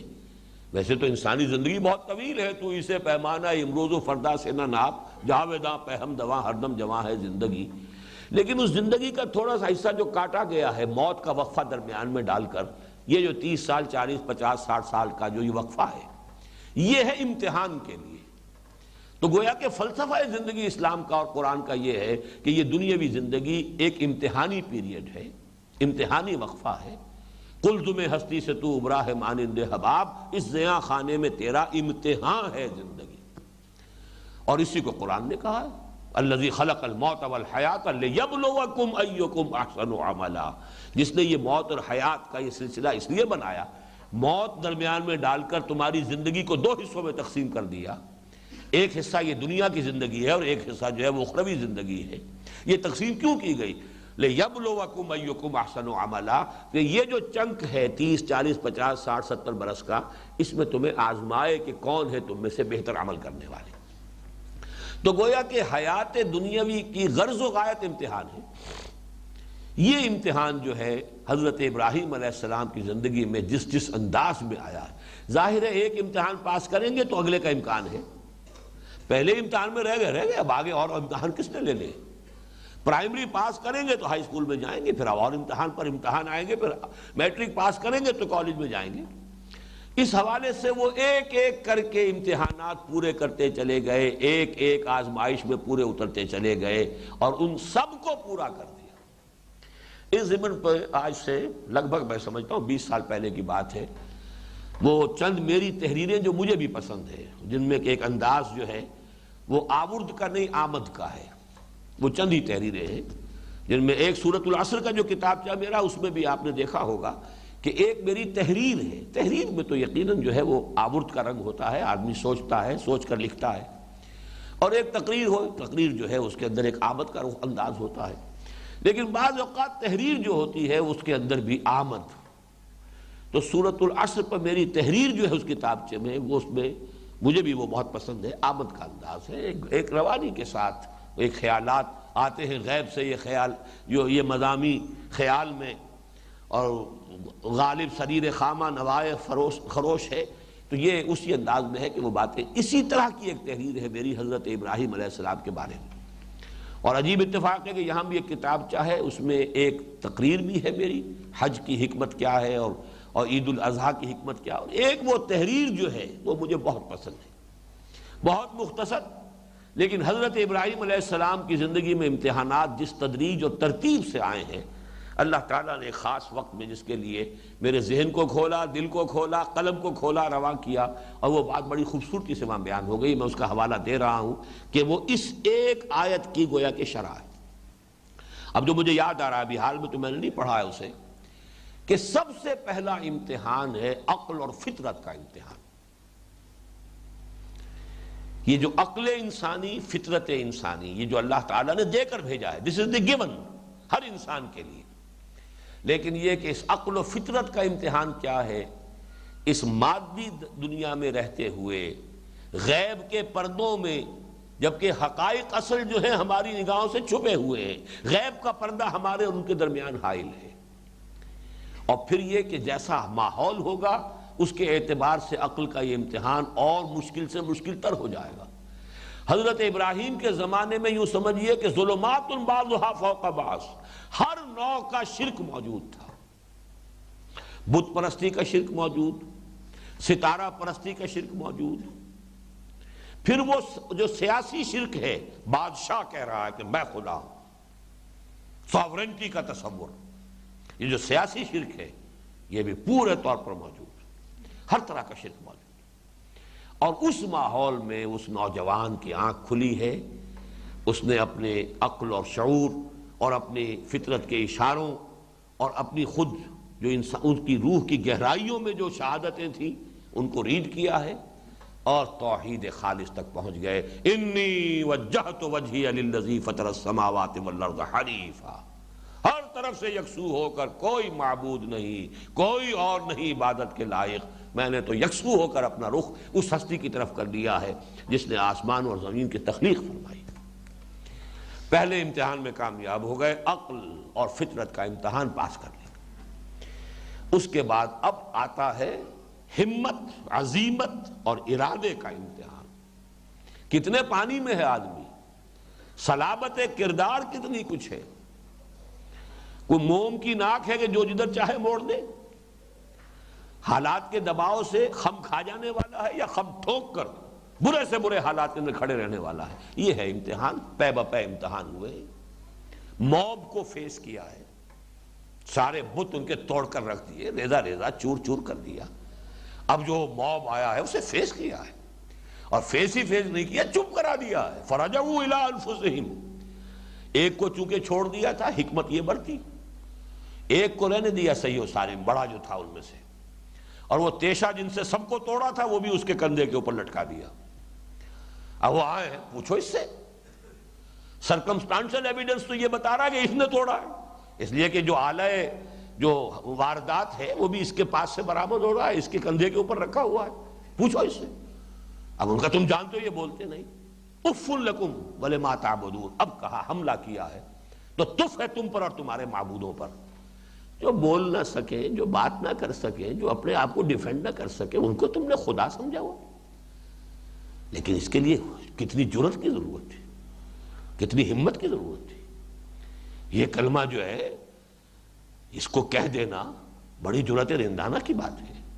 اور اس موب کے سامنے ذرا تصور کیجئے، ہندوستان میں، متھرا میں، بنارس میں، کسی اور جگہ ایسا کوئی حادثہ ہو جائے، کیا ہوگا اس وقت؟ قیامت برپا ہوگی. پھر باپ سے باپ نے کہا واہجرنی ملیہ، میری نگاہوں سے دور ہو جاؤ ورنہ میں رجم کر دوں گا. گھر بار چھوڑا، دربار میں پیشی ہوئی، وہاں آنکھوں میں آنکھیں ڈال کر بات کی ہے. حاج ابراہیم فی ربہ ان آتاہ اللہ الملک. اب شہنشاہ کا جبروت، اس کی شان و شوکت، اور یہ اللہ کا بندہ کھڑا ہے. لیکن جیسے آنکھوں میں آنکھیں ڈال کر بات کی ہے، محاجہ کیا ہے، حجت پوری کی پوری جو ہے دلائل کے ساتھ اس کی بات کو غلط ثابت کیا ہے، جس کا نتیجہ پھر یہ نکلا جیسے وہ موب ہکا بکا ہو کے رہ گیا تھا. جواب کیا دیں اب اس کو؟ اپنے دلوں میں جھانکا انہوں نے، بات تو یہی ٹھیک کہہ رہا ہے، تم ہو غلط راستے پر. لیکن بہرحال ماننا تو نہیں ہے اس کو. اسی طرح وہ نمرود جو ہے، فَبُہِتَ الَّذِي كَفَرَ، مبہوت ہو کر رہ گئے. اچھا خدائی کا دعویٰ ہے تو میرا رب وہ ہے جو سورج کو مشرق سے نکالتا، تم مغرب سے نکال کے دکھاؤ. اب یہ کہ وہ دلیل کیا تھی، مناظرہ، ایک فن مناظرہ جو ہے اپنی جگہ پر ایک علیحدہ شے ہے. وہ یہ ہے کہ آپ خصم کہلاتا ہے مناظرے کے اندر، خصم دشمن کو کہتے ہیں. کہ خصم کو چپ کرانا ہے۔ اصل میں مناظرہ میں قائل کرنا پیش نظر نہیں ہوتا، کوئی مناظر کبھی اپنے اس خصم کو جو اس کے مقابلے میں آیا ہوا ہے اسے قائل کرنے کی کوشش نہیں کرتا، قائل کرنے کی کوشش کرے گا مار کھا جائے گا۔ وہاں تو یہ چپ کرنا ہے اس کو، وہ چپ کرنے والی بات ہے۔ فَبُہِتَ الَّذِي كَفَرَ، ایک بات میں تو اس نے کہا جب حضرت ابراہیم نے فرمایا میرا رب وہ ہے جو زندہ رکھتا ہے اور مارتا ہے، ربی الذی یحیی و یمیت، کہا اچھا لو میں کر کے دکھاتا ہوں۔ دو آدمی جو ہے قید خانے سے بلوائے، دونوں قیدی تھے، دونوں کو سزائے موت کا حکم ہو چکا تھا۔ ایک کو کہا میرا اختیار ہے، چلو جاؤ تمہیں میں نے معاف کیا، تمہیں زندہ رکھا، دوسرے کی گردن اسی میں توڑوا دی، دیکھو میں نے جس کو چاہا زندہ رکھا، جس کو چاہا مارا۔ اب اس کے بعد آخری بات ترب کا پتہ کہیے، ٹھیک ہے پھر میرا رب وہ ہے جو سورج کو مشرق سے نکال رہا ہے، فَأْتِ بِهَا مِنَ الْمَغْرِبِ فَبُہِتَ الَّذِي كَفَرَ۔ پھر جو بات ہوئی ہے ڈالیے اس کو آگ کے اندر ڈالو، جلاؤ اس کو، پتہ چل جائے گا، ہوش ٹھکانے آ جائیں گے۔ اور اس کا ایک نقطہ بہت کم لوگوں پر واضح ہے، قرآن مجید یہ کہتا ہے کہ اس پر بھی وہی لوگ جو ہے ناکام ہوئے۔ کیوں ناکام ہوئے؟ کس بات میں ناکام ہوئے؟ ان کا مقصد کیا تھا؟ وہ یہ سمجھ رہے تھے کہ جب دیکھے گا وہ آگ دہتی ہوئی تو سب نشہ ہرن ہو جائے گا توحید وحید کا، یہ سارا جو ہے جب موت نظر آئے گی، دہتی ہوئی بھٹی نظر آئے گی تو اس وقت جو ہے یہ سب ختم ہو جائے گا معاملہ، رجوع کرے گا، توبہ کرے گا۔ لیکن بے خطر کود پڑا آتش نمرود میں، عشق عقل ہے محو تماشائے لب بام، ابھی ناکام ہو گئے۔ بہرحال اللہ نے جو کیا اپنی قدرت سے، اس کو جس طریقے سے یا نارو کونی بردن و سلاما علی ابراہیم، اب یہ ہے درجہ بدرجہ امتحانات۔ پھر ہجرت ہو رہی ہے، آج شام میں گئے ہیں، کل مصر گئے ہیں، لیکن ان امتحانات کا آخری ہے وہ جو جس کے بعد میں سمجھتا ہوں کہ یہ بات کہی جا رہی ہے، جبکہ 100 برس کے اس بوڑھے نے اس زندگی کی اس سٹیج پر اور اس بیٹے کو جس کے لیے دعائیں کی تھی، اللہ تعالیٰ کے حکم پر ذبح کرنے پر آمادہ ہو گیا، کمر کس لی، چھری چلا دی۔ یہ گویا کہ آخری تھا۔ وہاں میں خود یاد کرتا ہوں تو بڑی عمدہ تعبیر وہاں ہوئی ہے اللہ تعالیٰ کی طرف سے پھر کہ ممتحن کو بس کرنی پڑی ہے، جس کا امتحان لیا جا رہا تھا اس نے بس نہیں کی۔ وَنَادَيْنَاهُ أَن يَا إِبْرَاهِيمُ قَدْ صَدَّقْتَ الرُّؤْيَا إِنَّا كَذَلِكَ نَجْزِي الْمُحْسِنِينَ۔ ممتحن کی بس ہوئی ہے، جس کا امتحان لیا جا رہا تھا اس کی ہمت میں کوئی کمی نہیں تھی۔ یہ ہے وہ پورا سلسلہ۔ فرمایا وَإِذِ ابْتَلَىٰ إِبْرَاهِيمَ رَبُّهُ بِكَلِمَاتٍ، اب اس کو تفسیری اعتبار سے نوٹ کر لیجئے، کلماتن یہ نکرہ جو ہے یہاں پر تفخیم کے لیے، بہت بڑی بڑی باتوں میں آزمایا، ایک سے ایک امتحان، کٹھن سے کٹھن تر، مشکل سے مشکل تر۔ فَاتَمَّهُنَّ، اس نے ان سب کو پورا کر دیا، سب میں پورا اترا۔ قَالَ إِنِّي جَاعِلُكَ لِلنَّاسِ إِمَامًا، فرمایا اے ابراہیم اب میں تمہیں نوع انسانی کا امام بنانے والا، امامت کے منصب پر فائز۔ یہ لفظ ذرا نوٹ کیجئے، امامت اور خلافت۔ اسی سورہ بقرہ کا وہ جو تمہیدی حصہ تھا اس میں خلافت کا تذکرہ ہے، یہاں امامت۔ ابراہیم کو خلافت کا زیادہ تعلق دنیا میں حکومت اور غلبے اور اقتدار سے ہے، امامت کا زیادہ تعلق ہدایت، علم اور معرفت سے۔ ان دونوں چیزوں کو علیحدہ علیحدہ نوٹ کر لیجیے۔ ابراہیم کی کہیں کوئی حکومت قائم نہیں ہوئی، ابراہیم کی وہ حیثیت جو خود ان کی اپنی نسل کے اندر آگے چل کر داؤد اور سلیمان کی ہو گئی علیہم السلام، وہ حضرت ابراہیم کی کبھی نہیں ہوئی۔ امامت یہاں پر در حقیقت سمجھیے کہ امامت کا تعلق ہے عقلی، علمی، روحانی رہنمائی، ہدایت، علم اور معرفت کے اندر لوگوں کے امامت، اصل امامت یہ ہے، وہ خلافت ہے۔ اور اس خلافت کا تعلق، یہ میں نے کئی مرتبہ عرض کیا ہے، اس خلافت کی اساس علم الاسماء ہے۔ جس کے پاس یہ دنیاوی علم زیادہ ہوگا وہ بہرحال دنیا میں غالب رہے گا۔ سائنس ہے، ٹیکنالوجی ہے، وہ ساری کی ساری وہ ہے علم اسماء سے۔ جب خلافت کا معاملہ ہوا ہے تو جو بحث ہوئی ہے اس پر جو اللہ تعالیٰ کی طرف سے فرشتوں کو جو بھی ان کا اشکال تھا یا اشتباہ تھا یا شبہ تھا، اس کا جو بھی ازالہ کرنے کی شکل اختیار کی گئی وہ کیا تھی؟ وَعَلَّمَ آدَمَ الْأَسْمَاءَ كُلَّهَا ثُمَّ عَرَضَهُمْ عَلَى الْمَلَائِكَةِ فَقَالَ أَنبِئُونِي بِأَسْمَاءِ هَؤُلَاءِ إِن كُنتُمْ صَادِقِينَ۔ مسلمان بھی اس کے اندر جو ہے انہیں آگے بڑھنا ہوگا، وہ علم جو ہے وہ جس سے ان السمع والبصر والفؤاد كل اولئک کان عنہ مسئولا، اس علم اسی کی ایکسفولیشن ہوئی ہے، تو اس کے حوالے سے دنیا میں حکومت اور غلبہ آج ویسٹ کے پاس کیوں ہے؟ اس میں وہ ہم سے آگے نکلے ہوئے، ہم تو اٹھ ہی نہیں سکیں گے۔ ہمارا معاملہ تو یہ کہ اٹھیں گے تو اسلام کی بنیاد پر، لیکن پھر ان کے مقابلے میں کھڑے ہونے کے لیے ہمیں ضرورت ہوگی۔ ایٹم بم کا مقابلہ تلواروں سے نہیں ہوگا، اس کے لیے بہرحال وہ چیزیں جو ہے انسان کو سیکھنی ہوں گی، اور ہم نے سیکھی۔ لیکن اگرچہ ابتدائی جو انقلابی عمل ہے اس میں فیصلہ کن شے ایمان اور عمل صالح ہے، لیکن اس کے بعد اس کو کنٹینیو کرنا اور دنیا میں اس کا جو غلبے کا دوام اور تسلسل ہے وہ اس کے بغیر نہیں ہے۔ تو قرآن مجید کے ان دو مقامات کے حوالے سے چوتھے رکوع میں خلافت کا تذکرہ ہے، وہاں وہ علم الاسماء کا معاملہ ہے، اور جو اصل ہے دوسرا علم اس کا آخر میں تذکرہ ہوا ہے۔ فَإِمَّا يَأْتِيَنَّكُم مِّنِّي هُدًى فَمَن تَبِعَ هُدَايَ فَلَا خَوْفٌ عَلَيْهِمْ وَلَا هُمْ يَحْزَنُونَ۔ اس کا کوئی تعلق اس سے نہیں ہے، وہ بات تو پوری ہو چکی۔ فرشتوں کو حضرت آدم کے سامنے سجدہ کرنے کا حکم دیا جا چکا، وہ کورونیشن جو ہے حضرت آدم کی خلیفۃ اللہ کی حیثیت سے وہ ہو چکی، وہ سارا معاملہ ہو چکا ہے۔ پھر ابلیس کا چیلنج بھی آ گیا، اور ابلیس کی جو ہے اس نے جس طریقے سے انہیں گمراہ کیا اس کا بھی تذکرہ ہو گیا۔ پھر اللہ تعالیٰ نے ان کی توبہ قبول کر لی۔ اب جو انہیں اس جو بھی حبوط ہے، جو زمین کا جہاں کی خلافت دی جا رہی تھی اس کا چارج دیا جا رہا ہے، اب ذکر ہو رہا ہے فَإِمَّا يَأْتِيَنَّكُم مِّنِّي هُدًى فَمَن تَبِعَ هُدَايَ فَلَا خَوْفٌ عَلَيْهِمْ وَلَا هُمْ يَحْزَنُونَ۔ اس ہدایت کا تعلق ہے نبوت سے، ہدایت سے، امامت سے، اور در حقیقت انی جاعلک للناس امامہ کا مطلب یہی ہے کہ حضرت ابراہیم کے بعد نبوت کا سلسلہ صرف ذریت ابراہیمی کے اندر رہ گیا، کوئی نبی ذریت ابراہیمی سے باہر نہیں آ سکتا۔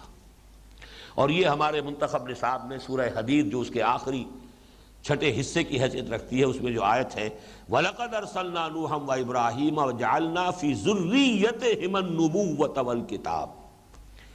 ہم نے ہی بھیجا تھا نوح کو بھی اور ابراہیم کو بھی، اور ہم نے انہی کی نسل میں ذریت میں رکھ دی ہے نبوت اور کتاب۔ یعنی حضرت نوح علیہ السلام کے بعد حضرت نوح کی نسل، ویسے تو باقی تمام ویسے نوع انسانی ویسے ہی ختم ہو گئی، اس کے بعد تو جو بھی اور جو نوع انسانی ہے وہ ہے ہی حضرت نوح کی نسل میں سے، لیکن حضرت ابراہیم کے بعد اب یہ نبوت جو ہے وہ صرف حضرت ابراہیم کی نسل میں سے۔ چنانچہ 2000 برس تک، بلکہ 2500 برس تک یہ سلسلہ رہا بنی اسرائیل میں۔ حضرت اسماعیل صرف واحد ہیں اللہ کے نبی جو کہ اس شاخ کے اندر ہے، باقی حضرت اسماعیل کے بعد سے لے کر اور حضرت محمد تک صلی اللہ علیہ وسلم 2500 برس تک کوئی نبوت کوئی رسالت نہیں۔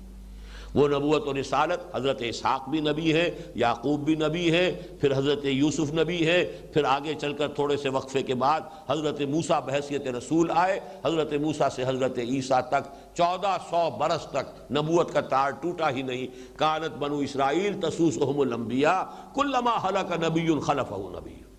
بخاری کی روایت ہے، حضور نے فرمایا صلی اللہ علیہ وسلم بنی اسرائیل کی سیاست اور حکومت کے معاملات انبیاء کے ہاتھ میں ہوتے تھے، جیسے ہی کسی نبی کا انتقال ہوتا تھا اس کا جانشین بھی کوئی نبی ہی ہوتا تھا۔ یہ تار چلتا رہا، دونوں شاخیں وہی ہیں۔ تیسری شاخ اور بھی ہے، یہ بنی قطورہ کہلاتے ہیں۔ حضرت ہاجرہ سے حضرت اسماعیل ہوئے، حضرت سارہ سے حضرت اسحاق ہوئے۔ ایک قطورہ تیسری اہلیہ بھی حضرت ابراہیم کی ہے، بعد میں جن سے شادی کی ہے، ان کی نسل میں بڑے کئی بیٹے ان کے اور تھے، جن میں سے صرف ایک زیادہ مشہور ہوا مدین یا مدیان، اور اس نسل میں حضرت شعیب ہوئے ہیں جن کو وہ اللہ کے رسول کی حیثیت سے بھیجے گئے۔ لیکن بہرحال نبوت و رسالت حضرت ابراہیم علیہ السلام کی ذریت سے باہر جانے کا کوئی سوال نہیں۔ اب تو ویسے ہی دروازہ بند ہے، لیکن یہ ایک علمی مسئلہ ہے، تاریخی اعتبار سے اس کو پہچان لینے کی ضرورت ہے کہ حضرت ابراہیم کے بعد نبوت و رسالت کا معاملہ صرف ان کی ذریت کے ساتھ ہے، اور اسی سے تعلق امامت کا ہے۔ وَإِذِ ابْتَلَىٰ إِبْرَاهِيمَ رَبُّهُ بِكَلِمَاتٍ فَأَتَمَّهُنَّ قَالَ إِنِّي جَاعِلُكَ لِلنَّاسِ إِمَامًا قَالَ وَمِن ذُرِّيَّتِي۔ نوٹ کیجئے ان الفاظ کو، جب اللہ نے فرمایا میں تمہیں پوری نوع انسانی کا امام بنانے والا ہوں، سوال کیا اور میری اولاد میں سے؟ یہ وعدہ، یہ جو پیشین گوئی یا خوشخبری جو ہے، یہ صرف میری ذات سے متعلق ہے یا میری اولاد سے بھی متعلق ہے؟ قال لا ينال عهد الظالمین۔ اب یہاں جملہ تو ایک ہے، اس میں دو معنی ہے۔ ہاں ہے، تمہاری اولاد میں رہے گی، ہاں جو ان میں سے ظالم ہوں گے وہ اس میں شامل نہیں ہوں گے۔ یعنی اگرچہ بات بظاہر صرف نفی کی آ رہی ہے، اس نفی میں ایک اس بات امپلائیڈ ہے، ہاں، لیکن تمہاری نسل میں سے جو ظالم ہوگا، مشرک ہوگا، باغی ہوگا، ناہنجار ہوگا، وہ اس کے اندر شامل نہیں ہوگا، اس عہد کے اندر۔ گویا کہ باقی جو ہوں گے نیک ہوں گے، صالح ہوں گے، جو اس طریقے پر چلنے والے ہوں گے، وہ اس عہد میں یا اس وعدے میں یا اس بشارت میں انکلوڈڈ ہے۔ یہ اس میں امپلائیڈ ہے، یہ پہلو لا ینال عہد الظالمین۔ اور یہ نوٹ کر لیجئے اس حصے کے بارے میں دو باتیں۔ ایک تو یہ کہ در حقیقت یہ وہی بات ہے جو سورہ بقرہ کے اس حصے میں جو ہم ختم کر چکے ہیں، خطاب میں بنی اسرائیل، اس میں دو مرتبہ آ چکا ہے، الفاظ مختلف ہیں۔ 8ویں رکوع کی پہلی آیت، ان الذین آمنوا والذین ہادوا والنصارى والصابئین من آمن باللہ والیوم الآخر وعمل صالحا فلا خوف علیہم ولا هم یحزنون۔ اللہ تعالیٰ کے ہاں جو بھی وعدے ہیں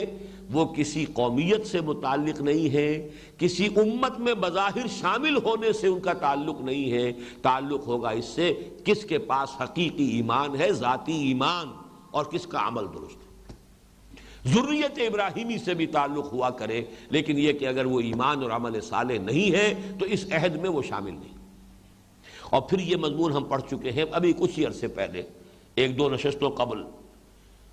آیت نمبر 112، بلا من اسلم وجهه للہ وهو محسن فلہ اجرہ عند ربہ ولا خوف علیہم ولا هم یحزنون۔ کیوں نہیں؟ جو کوئی بھی اپنے آپ کو سپرد کر دے اللہ کے پوری خوبصورتی کے ساتھ، بحسن وجوہ،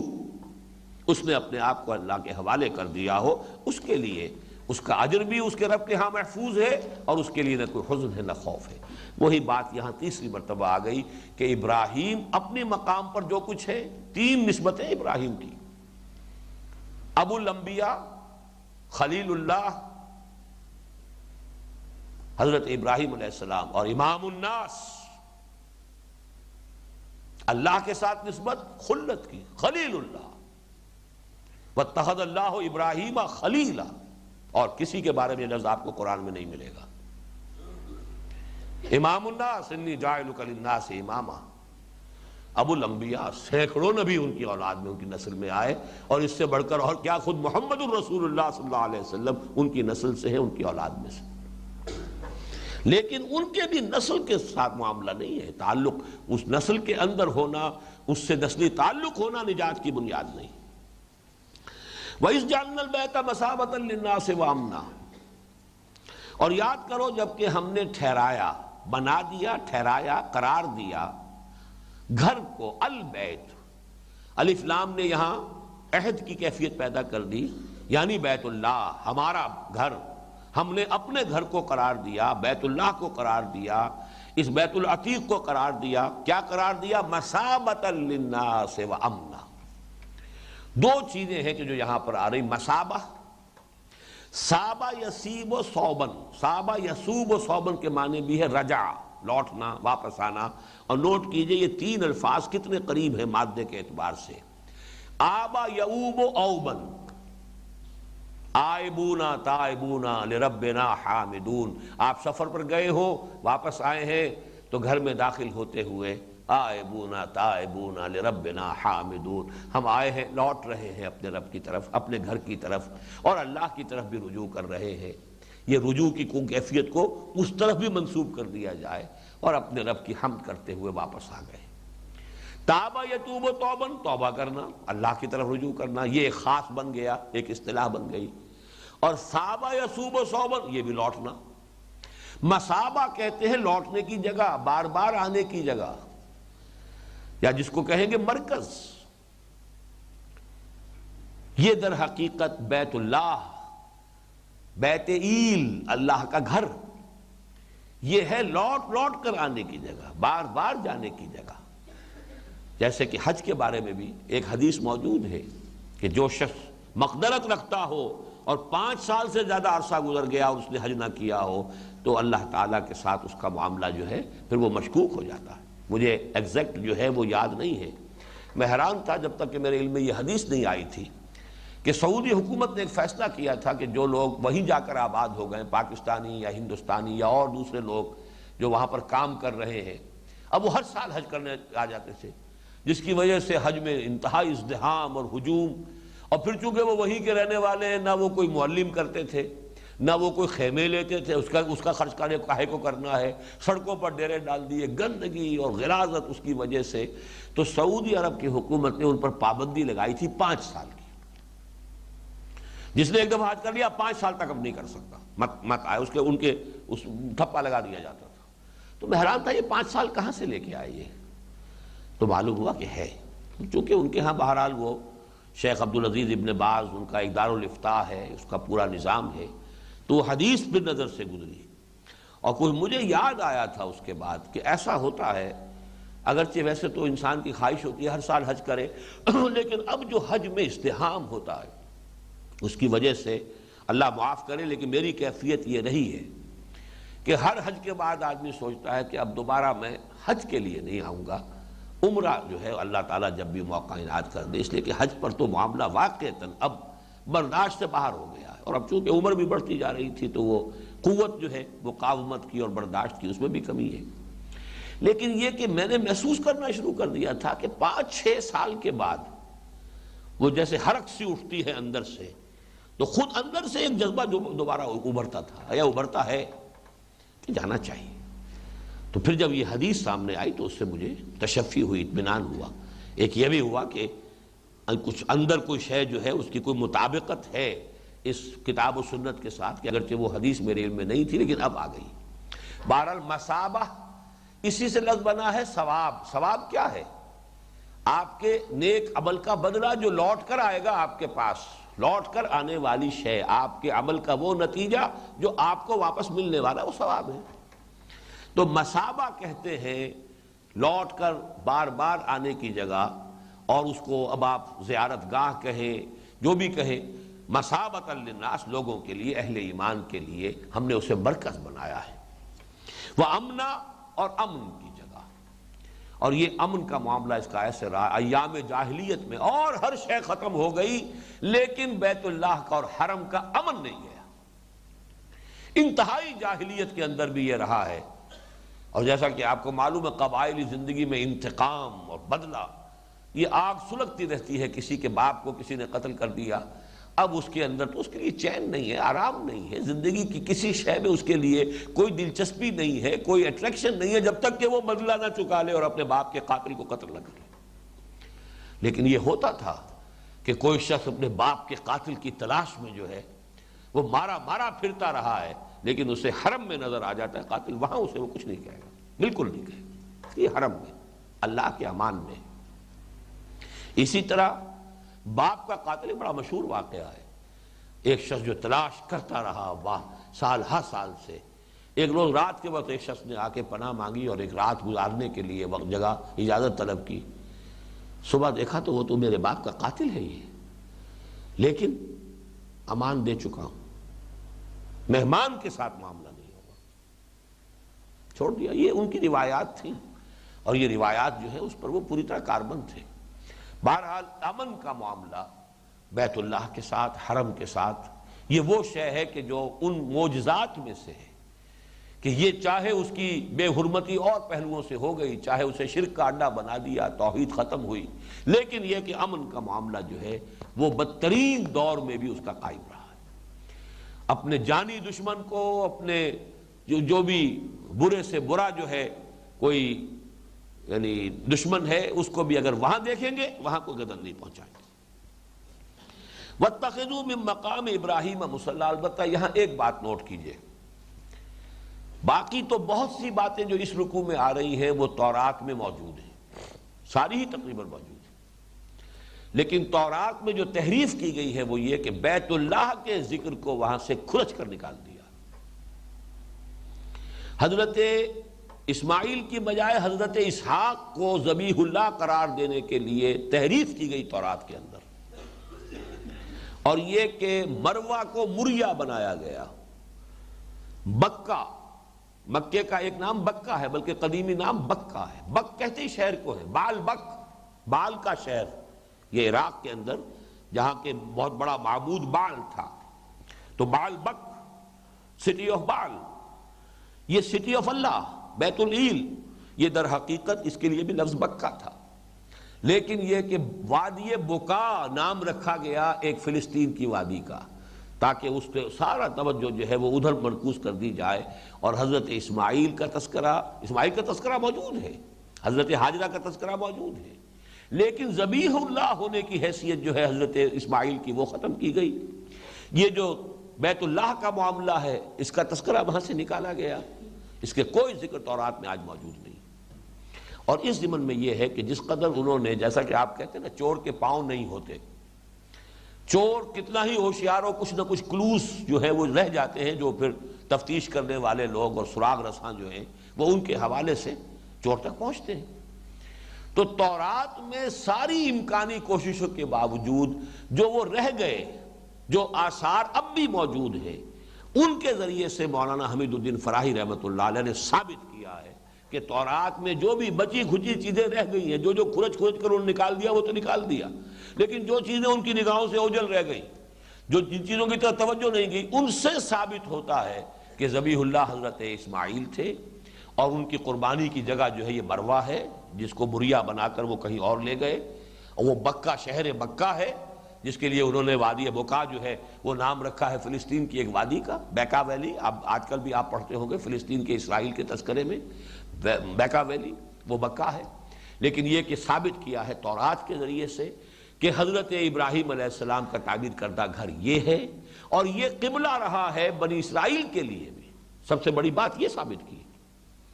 کہ بنی اسرائیل، حضرت یروشلم تو بنا ہے حضرت ابراہیم علیہ السلام کے تقریباً 500 برس بعد، حضرت ابراہیم کے، حضرت سلیمان کے زمانے میں علیہ السلام،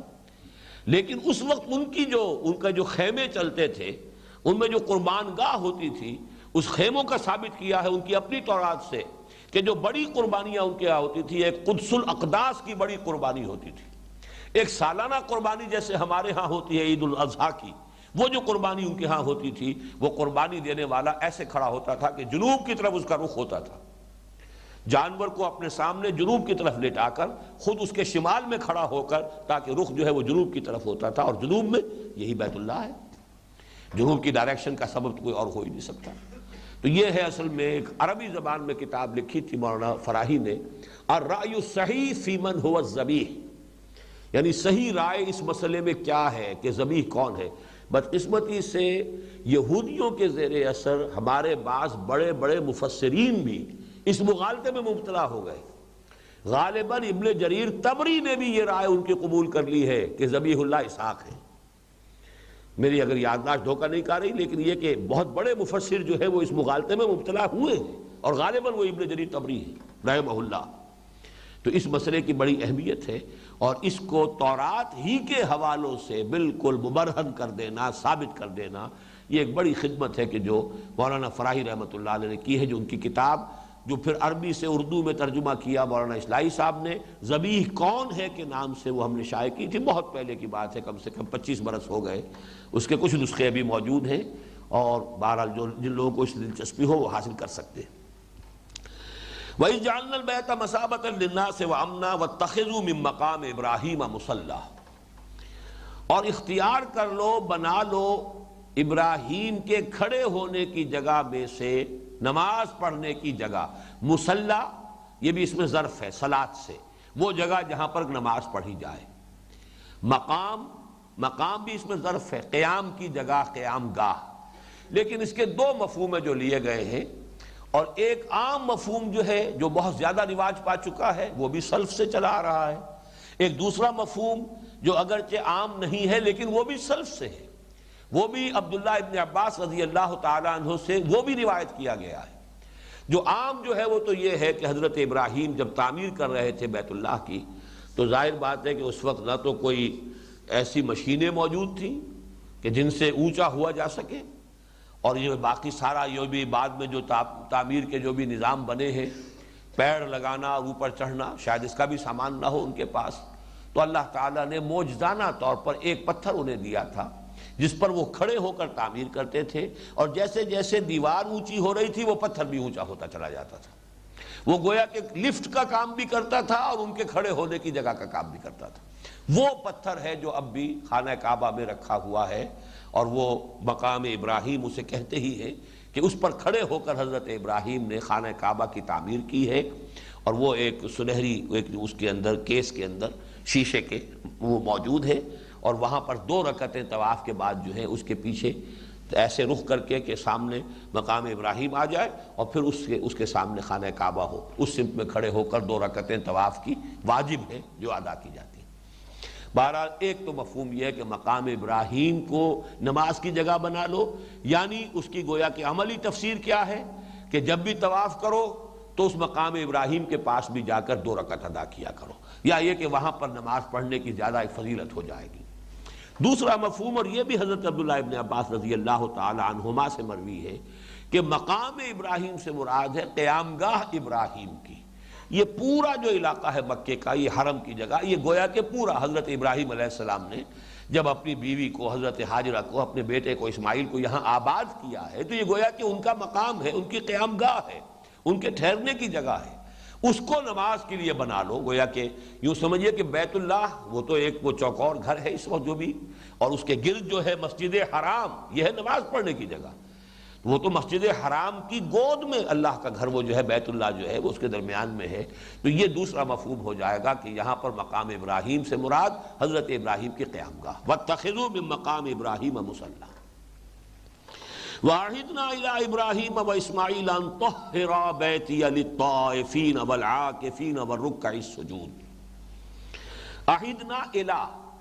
عہد کے بعد جب الہ کا صلہ آتا ہے تو اس کے معنی ہوتے ہیں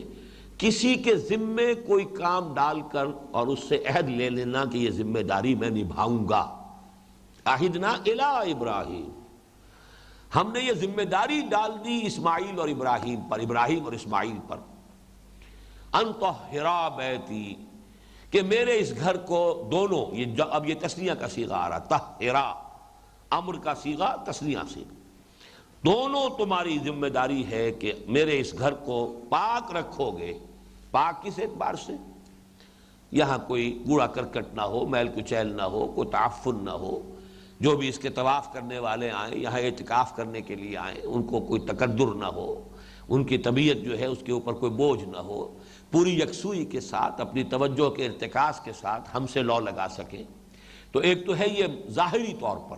اور دوسرے معنوی طور پر شرک جو ہے سب سے بڑی نجاست ہے۔ ہمارے اس گھر کو ہر طرح کی نجاست اور گندگی سے پاک رکھنا، یہاں شرک کی آلائش نہ آنے پائے، اور یہاں پر کوئی اور ظاہری گندگی جو ہے وہ بھی نہ ہو۔ طہرا بیتی للطائفین والعاکفین والرکع السجود، طواف کرنے والوں کے لیے۔ طواف اصل میں یہ عبادت ہے کہ جس کا خاص تعلق بیت اللہ کے ساتھ ہے، جیسے کہ شمع کے گرد جو ہے وہ پروانہ چکر لگا رہا ہو، اس طرح کے 7 چکر جب انسان لگاتا ہے،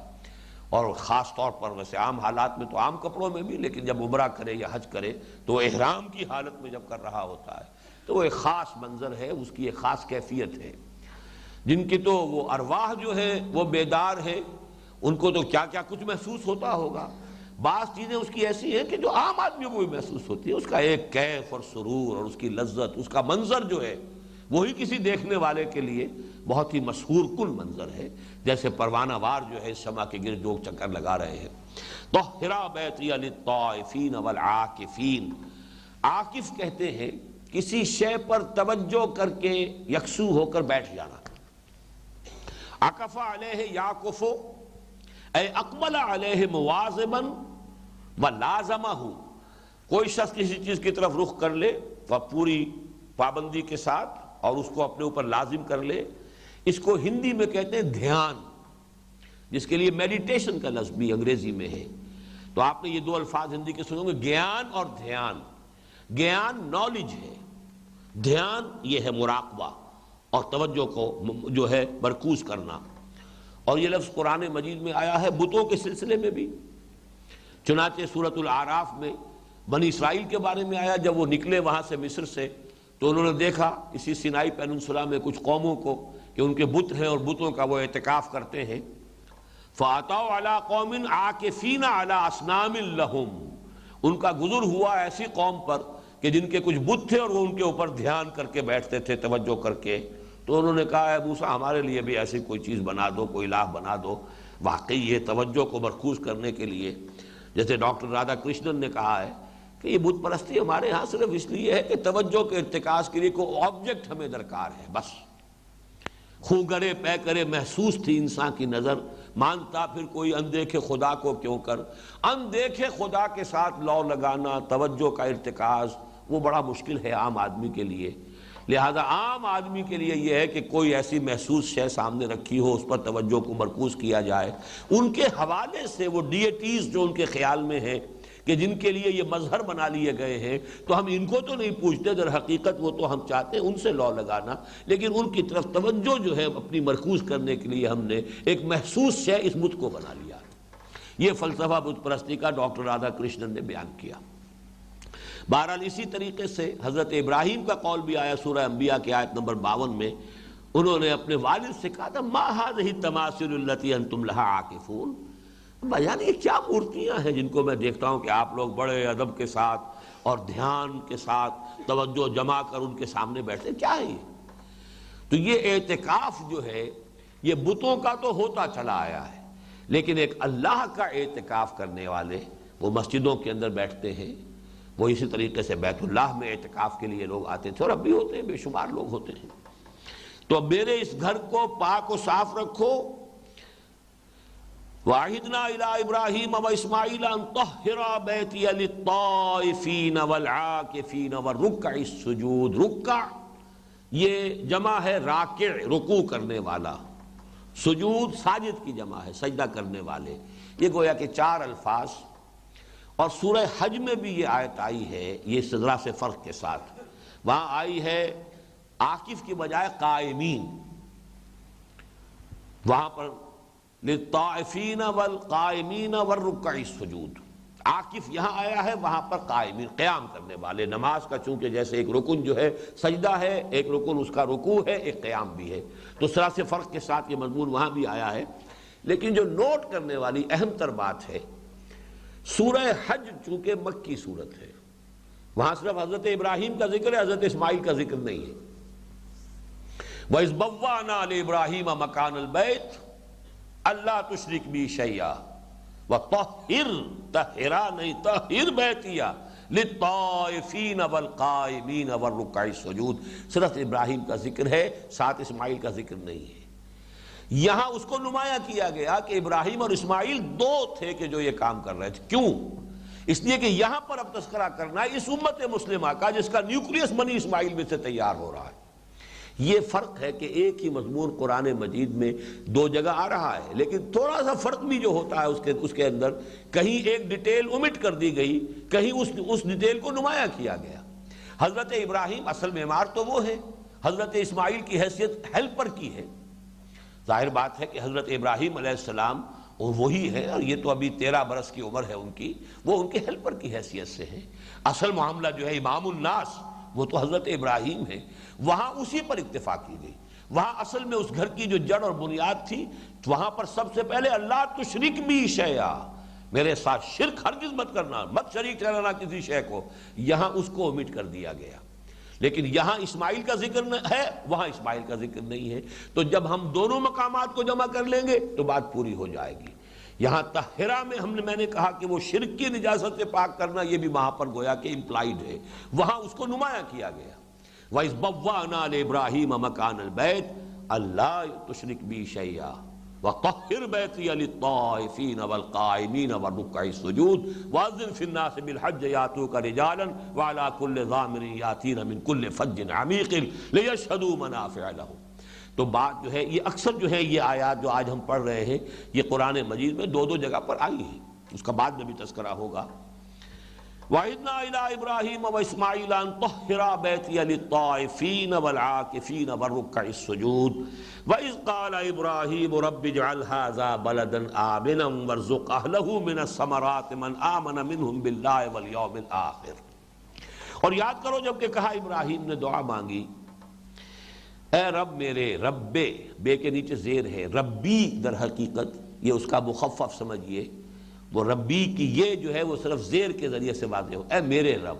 اے پروردگار، میرے پروردگار، اس شہر کو، اس بستی کو امن کا گہوارہ بنا دیجو۔ اس کی تفصیل آئی ہے اس دعا کی سورہ ابراہیم میں۔ وَإِذْ قَالَ إِبْرَاهِيمُ رَبِّ اجْعَلْ هَٰذَا الْبَلَدَ آمِنًا، اب وہاں الف لام لگا کر اور اس پر زور دیا گیا، جبکہ ابراہیم نے کہا تھا اے رب میرے اس گھر کو امن کا گہوارہ بنائیو، وَاجْنُبْنِي وَبَنِيَّ أَن نَّعْبُدَ الْأَصْنَامَ، اور بچائے رکھیو مجھے بھی اور میری اولاد کو بھی، میری نسل کو بھی، کہ ہم ان بتوں کی پرستش کرنے لگ جائیں، معاذ اللہ۔ رب انہن اضللن کثیرا من الناس، اے رب ہمارے، اے رب میرے، ان بتوں نے بہت سو کو گمراہ کیا ہے پہلے بھی۔ فمن تبعنی، تو میری اس نسل میں سے جو میرا اتباع کرے، میری پیروی کرے، میرے نقش قدم پر چلے، فإنہ منی، تو وہ تو مجھ میں سے ہے ہی، وہ تو ان تمام وعدوں کا مصداق ہے ہی جو تو نے مجھ سے کیے ہیں۔ ومن عصانی فإنک غفور الرحیم، اور اے پروردگار جو میری نافرمانی کرے تو تو غفور الرحیم ہے۔ یہ التجا کی سب سے زیادہ لجاجت آمیز انداز جسے کہا جاتا ہے، اور کیا کہیں پروردگار تو غفور الرحیم ہے۔ ربنا انی اسکنت من ذریتی بواد غیر ذی زرع، اے رب ہمارے، میں نے اپنی اولاد میں سے ایک حصے کو، ایک نسل کی، اپنی ایک نسل کو،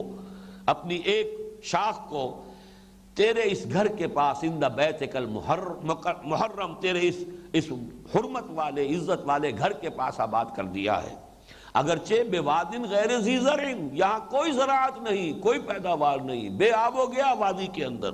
ربنا لیقیموا الصلاۃ، اس لیے اے رب کہ وہ نماز کا اہتمام کرے، نماز قائم کرے۔ فاجعل افئدۃ من الناس تہوی الیہم، تو اے رب اب لوگوں کے دلوں کو ان کی طرف مائل کر دے۔ اس حصے کو ضرور نوٹ کیجئے، کسی بھی کام کے لیے جب تک تعاون نہ ملے، جب تک لوگوں کا رجوع نہ ہو، وہ کام آگے نہیں بڑھ سکتا۔ اے رب تیرے حکم سے میں نے اپنی نسل کو لا کر یہاں آباد کر دیا، جہاں نہ کچھ پیدا ہوتا ہے، بے آب و گیا وادی ہے۔ اب اے پروردگار تیرے ہاتھ میں ہے، جیسا کہ حضور نے فرمایا تمام انسانوں کے دل اللہ کی دو انگلیوں کے مابین ہے، جدھر چاہتا ہے پھیر دیتا ہے۔ اب لوگوں کے دل ان کی طرف مائل کر، لوگوں کا میلان ہو، لوگوں کے دلوں میں ان کی محبت پیدا کر دے تاکہ وہ ادھر مائل ہوں۔ اسی ذریعے سے وَارْزُقْهُم مِّنَ الثَّمَرَاتِ، اور ان کے لیے ذریعہ بنا دے کہ ان کو جو ہے پھلوں کی روزی ان کو پہنچا، لعلہم یشکرون، تاکہ وہ تیرا شکر ادا کریں۔ اس پورے کو یہاں پر خلاصہ کر کے، چونکہ یہ سورہ ابراہیم مکی صورت ہے، تفصیل وہاں آ چکی ہے، لہذا یہاں جو اس کا دوبارہ حوالہ ہے اختصار کے ساتھ، وَإِذْ قَالَ إِبْرَاهِيمُ رَبِّ اجْعَلْ هَٰذَا بَلَدًا آمِنًا وَارْزُقْ أَهْلَهُ مِنَ الثَّمَرَاتِ مَنْ آمَنَ مِنْهُمْ بِاللَّهِ وَالْيَوْمِ الْآخِرِ۔ لیکن یہاں احتیاط کیا کی ہے، چونکہ اللہ تعالیٰ کی طرف سے ایک بات آ گئی تھی کہ لا ینال عہد الظالمین، میرا یہ جو امامت الناس والا جو منصب میں تمہیں دے رہا ہوں اے ابراہیم، یہ میرا قول، یہ میرا اقرار، یہ میرا عہد تمہاری اولاد میں سے جو ظالم ہوں گے، مشرک ہوں گے، وہ اس میں شامل نہیں ہوں گے۔ یہاں حضرت ابراہیم اب خود آگے بڑھ کر ایکسکلوڈ کر رہے ہیں۔ یہ ہے گویا کہ بندگی کی ایک شان کہ اللہ تعالیٰ کی طرف سے جو بات ہے وہ اپنی دعا میں سے انہیں ایکسکلوڈ کر رہے ہیں۔ پروردگار میں دعا کر رہا ہوں اپنی اولاد میں سے صرف ان کے لیے، من آمن منہم باللہ والیوم الآخر، جو بھی ان میں سے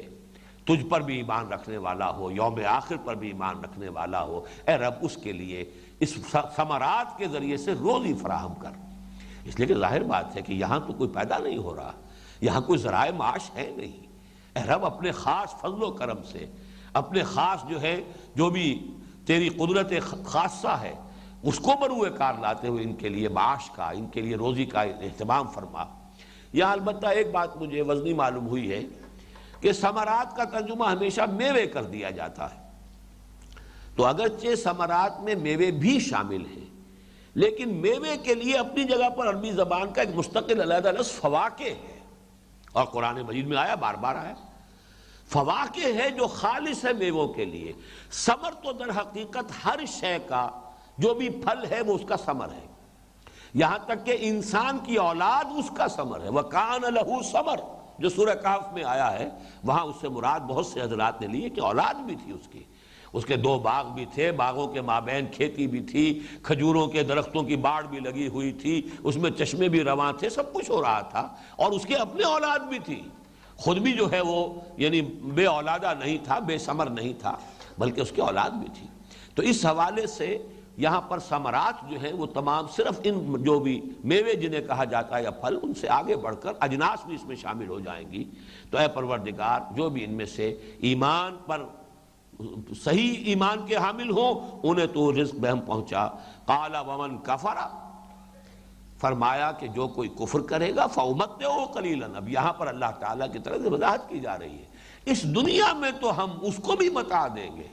جیسے کہ سورہ بنی اسرائیل میں آیا ہے كُلًّا نُمِدُّ هَٰؤُلَاءِ وَهَٰؤُلَاءِ مِنْ عَطَاءِ رَبِّكَ وَمَا كَانَ عَطَاءُ رَبِّكَ مَحْظُورًا، اس دنیا میں تو ہم کافروں کو بھی دیں گے اور اہل ایمان کو بھی دیں گے۔ امامت کا معاملہ تھا وہ کہ جس کا تعلق ایمان سے تھا، جس سے محروم کر دیے جائیں گے کہ جو مشرک ہیں اور جو گناہ گار ہیں، لیکن دنیاوی معاملات کی حد تک وَأُمَتِّعُهُ قَلِيلًا، انہیں بھی میں ساز و سامان دنیا کی چیزیں دوں گا، لیکن قلیل کے درجے میں ہے، پوری دنیا کی زندگی قلیل کے درجے میں ہے، تو جو کچھ یہاں پہ دیا جا رہا ہے خواہ تمہیں کتنا ہی بڑا معلوم ہو رہا ہو، لیکن یہ کہ وہ اصل میں حقیقت نفس الامری کے اعتبار سے قلیل کے حکم میں ہے۔ ثم اضطرہ الی عذاب النار، پھر میں اسے کشاں کشاں کھینچ کر لے آؤں گا آگ کے عذاب کی طرف، وبئس المصیر، اور وہ بہت ہی برا ٹھکانہ ہے۔ بارک اللہ لی ولکم فی القرآن العظیم ونفعنی وإیاکم بالآیات